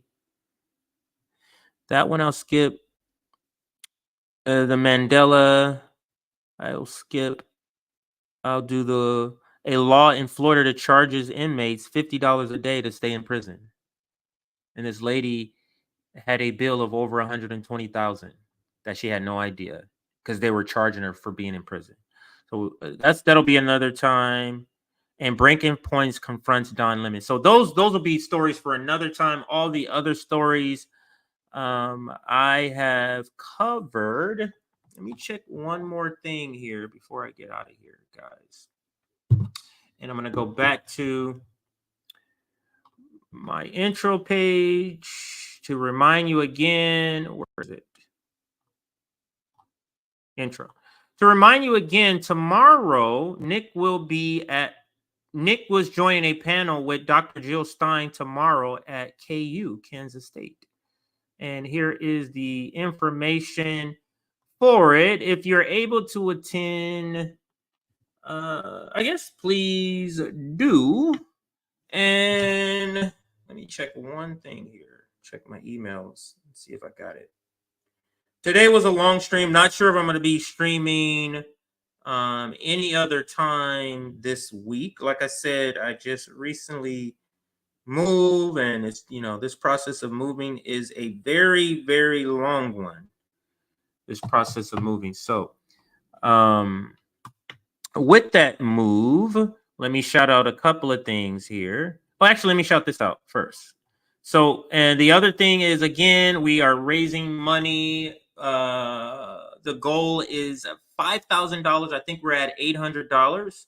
But our editor, Erin, recently lost her husband to a heart attack. So we're raising money to help her out financially during this tough time. If you're able to donate, you see the GoFundMe account right there on the graphic. Support this very needed cause for our editor.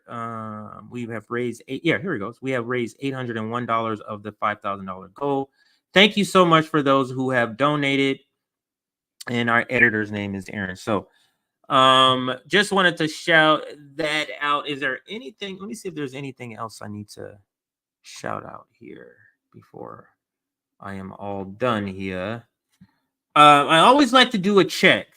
And what I call this part of the show is what's going on Twitter, because I want to do a check just to see if I'm missing any breaking stories, if any stories I've already reported on has any sort of recent update. Oh God. No way. Okay, let's watch this video. This is John Fetterman. Danny Haifong posted. Let's see. It's only 1 minute and 24 seconds. Let's see. What is John Fetterman doing now? This guy is such a fucking douchebag. So go talk to somebody else.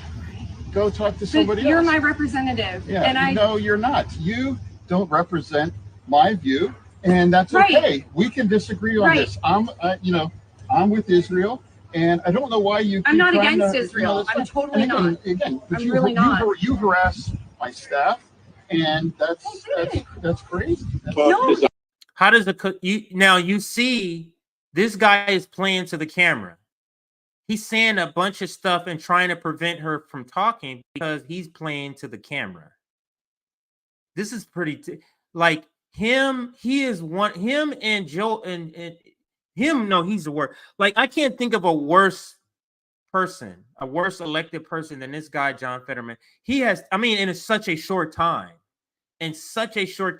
he is absolutely disgusting. Now, this is one of his constituents that he represents. She says, "You're my representative," and he says, "No, you don't represent." And he's like, "What are you talking about, John? Do you know what representative government I'm with means?" Israel. You know that. I know it. So go talk to somebody else. Go talk to somebody else. You're my representative. Yeah. And No, you're not. You don't represent my view, and that's okay. Right. We can disagree on this. I'm with Israel. And I don't know why you. I'm not against Israel. I'm totally not. Again, but I'm really not. You harass my staff, and that's crazy. No, you seem really fine. Like truthfully. It's like I said. So it's like it doesn't. Are matter. you just gonna like filibuster the whole time because you haven't let me say a sentence? Could we introduce ourselves? You're trying to. It's like this is some kind of outrageous video or whatever. Like it's just. Could we introduce ourselves, Senator? Tactics. Get some different My name's tactics. Terry Rumsey. I live in. It's just what I'm saying. I live in. Again, you can be for Hamas or you can be for. This is filibustering, and he knows. So for this, I have a stroke, so treat me a different way. This doesn't seem like you have any sort of cognitive decline. You don't have that much cognitive disruption to where you don't understand that you're filibustering right here. This is a complete filibuster that these people live in your district, and you just continue to talk over them. This guy is trying to introduce yourself. Try a different tactic. Like what? Talking? Like trying to introduce yourself? What other tactic do you want them to take? If you are their representative and you're doing something they disagree with, they're supposed to contact you. This guy is an unmitigated disaster that everybody in the NATO left was supporting, from the Majority Report to the Humanist Report to the Vanguard. Other issues. I'm with Israel, and now you're clear. I'm clear. So just go. Oh, I know. Oh, here. No, I genuinely we genuinely are not trying to cause a struggle here. Like I don't understand. What I can say I don't like about their tactic is that he's filibustering. Why are you trying to be nice to him? Why are you trying to do that? You can see this guy is a psychopath. Have you heard some? I mean, if you live in his district, you have to have heard some of the stuff that he has said in response to this genocide. Just absurd shit this guy has said. But I'm not going to play the whole thing because I want to cover this later as an official segment, or Nick may cover it tomorrow, so I don't want to cover it because John Fetterman is one of his things that he covers, because he was been one of the people in the beginning calling this bullshit out of John Fetterman. That's Nick calling out one of the polls that we covered. State spokesperson on Israel human rights abuses. Standards are consistent with all countries. Now let's listen. This is Ashal Rad, and she's been on RBN many times. Let's listen to what she posted. That is the same process for determining these things, the standards of which are consistent with all countries. Go ahead, Kylie. I just want to follow up on what you've been saying about the standard, being a typical process that you follow, and remediation, being standard across the board. So what is the remediation standard here? How long are that's the point that I was making, is that the standard of remediation is that these respective countries take effective steps to hold the accountable party to justice. And that is different on a country by country basis. I'm not going to be prescriptive of that It's a difference on country here, by- including in this incident. But So it is. then, I'm sorry, but then it's not a standard if you're saying it's different on a country by country basis.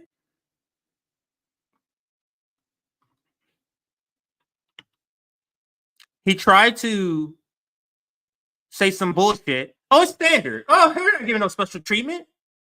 Then a couple of sentences later, he said it's different country by country. Then she makes the point. Understand, she's corporate.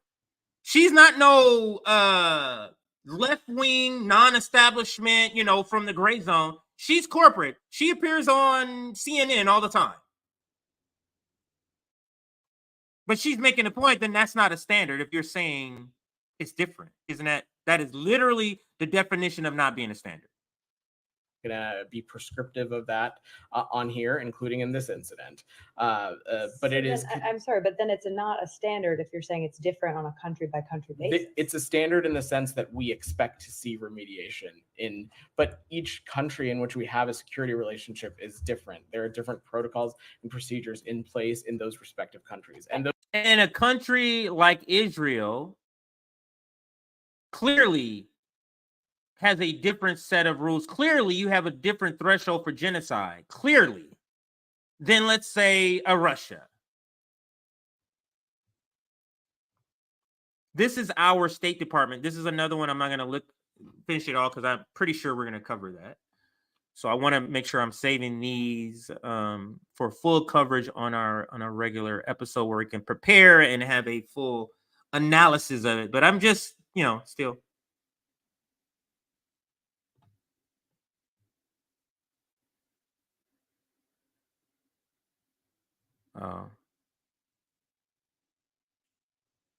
Okay, so let's listen to this. So this is Max Blumenthal. He makes a point that remember years ago there was a white female who called the cops on a black jogger, and she said all these things on the phone that ended up being a lie, and she got fired from her job. So he makes the point here. Says, remember Amy Cooper, the white pigeon lady who called the cops on a black man bird watching in Central Park.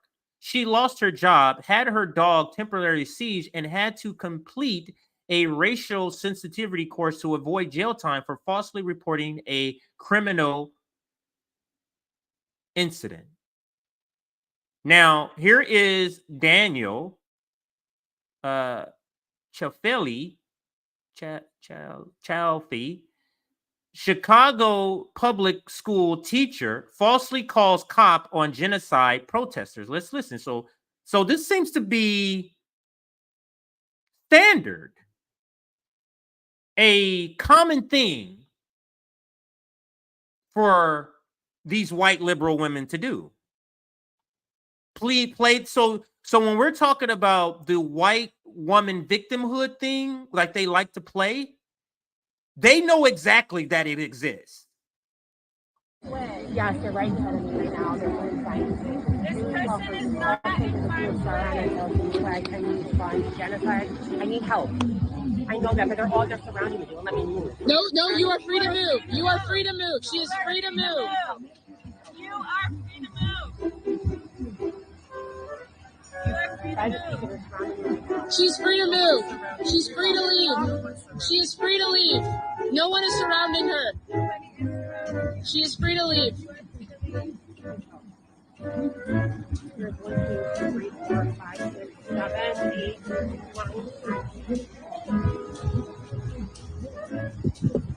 There's universities or students. They're surrounding me. I think she's free to leave. No one they're surrounding me. Oh, that's so much like good that's coming out. A lot of these events that are happening. There's so much unmasking. The white woman victimhood shit bullshit is being unmasked. That's why we call these women Karens. That shit was unmasked. The squad was unmasked after they voted against the breaker strike. The genocidal nature of the U.S. empire is being unmasked with this genocide in Gaza. There's just such the pandemic and COVID unmasking the FDA, the CDC, and all of the sort of medical industrial complex. There's just been a great unmasking post pandemic. Like the pandemic was the line where we said, now we're moving into something different. All right, gentlemen. All right, ladies and gentlemen, and people and great humans. That is it for me. I'm going to get out of here. Like I said, this is a long stream, 4 hours to be exact, because this is likely my last stream for the week.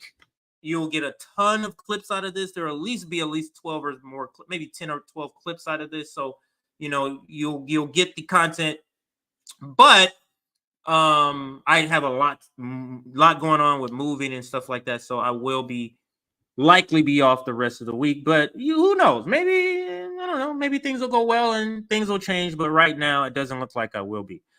Let's read the super chats and then we will get out of here. Let's start here.